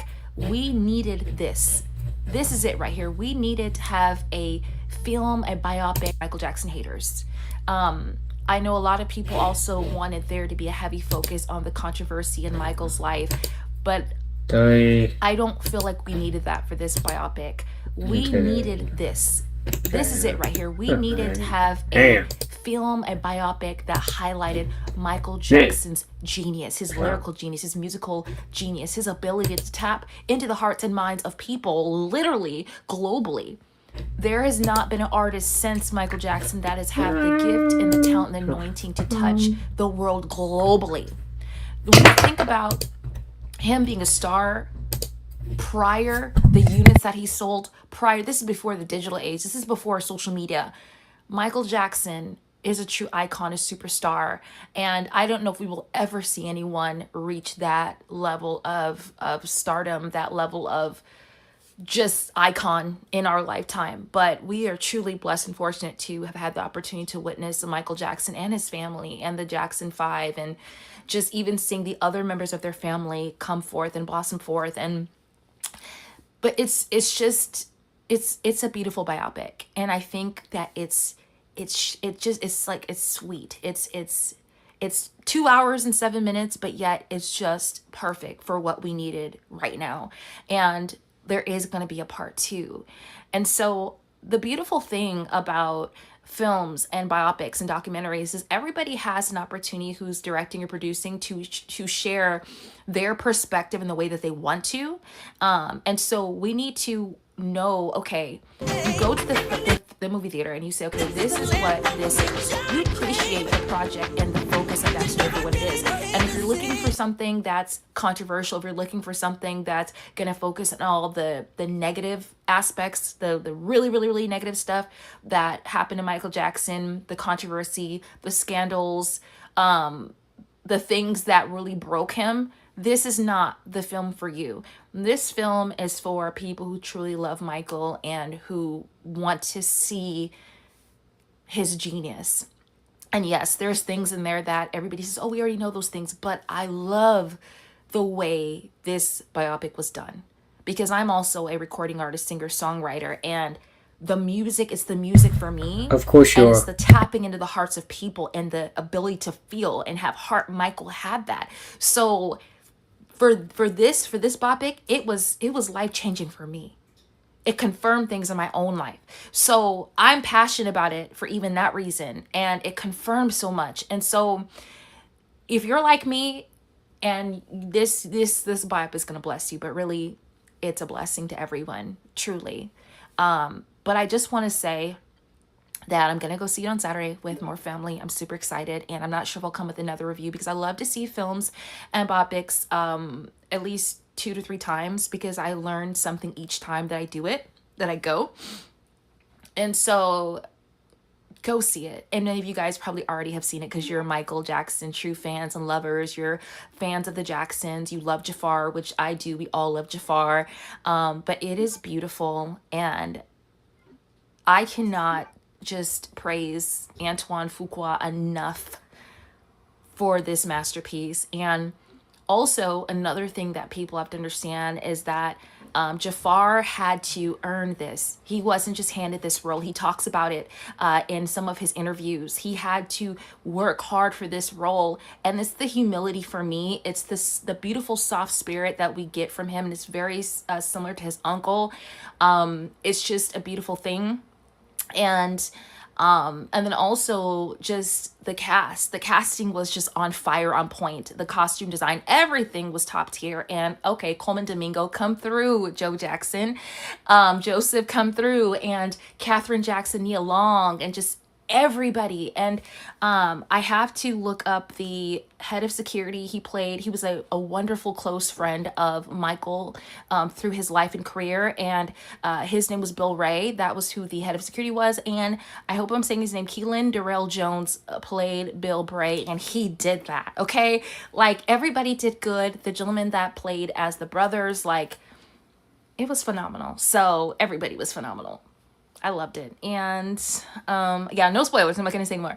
But anyways, you guys, go see Michael. And also the theater I went to tonight, unfortunately, had no Michael signage, which I was like, oh my gosh, I even dressed up and everything. And they told me that they're not going to put up any Michael footage, or not Michael footage, excuse me, Michael like promo or signage until it leaves the theater. So I was like, okay, so the theater I'm going to on Saturday, I'm sure will have Michael stuff, and I'm going to make sure, because I want to get all my pictures and fun and dressing up and stuff. So anyways, you guys, it's Alina. If you haven't already, comment, like, subscribe, and you guys take care. Love and hugs. Bye.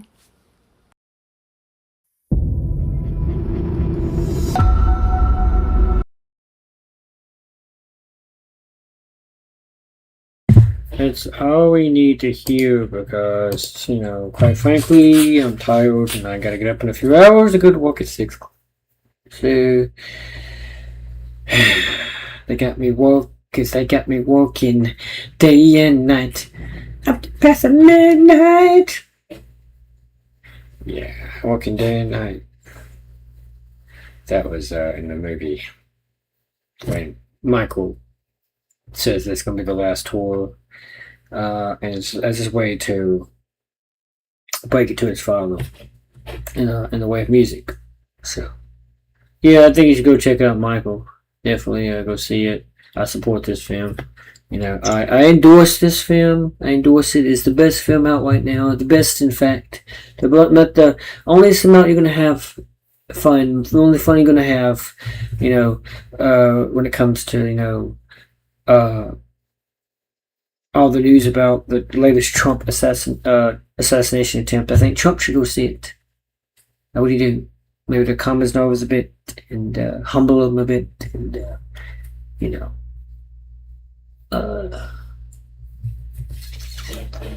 Yeah. So we'll continue this maybe sometime this week. I don't know how far I'm going to continue it, because anyway. I'm just gonna turn. So this has been I like to go by Mikey D. Luffy, Michael D. Luffy. Yeah, my name is Michael too. I'm glad this new headset. Actually, matter of fact, now that I think about it.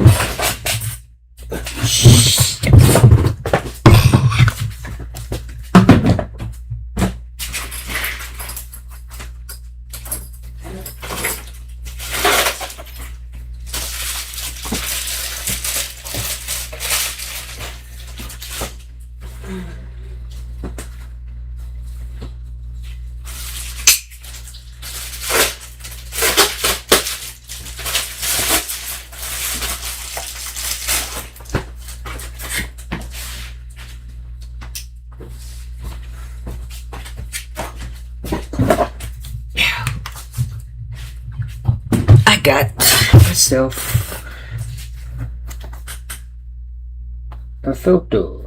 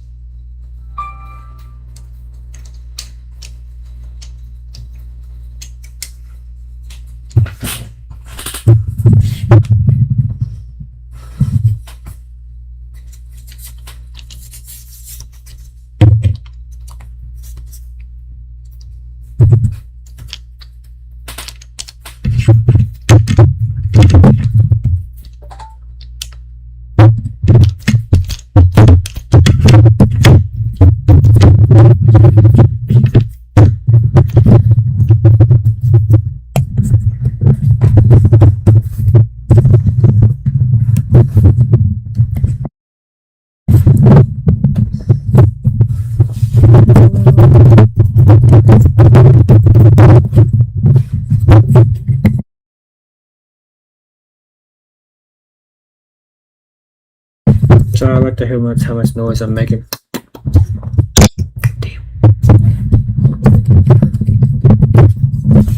I'm quite sure how this is supposed to work. The instructions.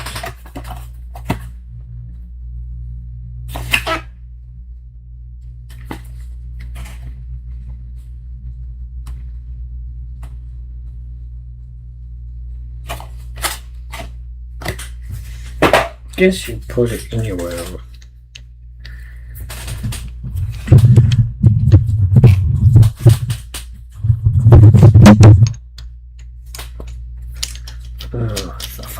Fuck me.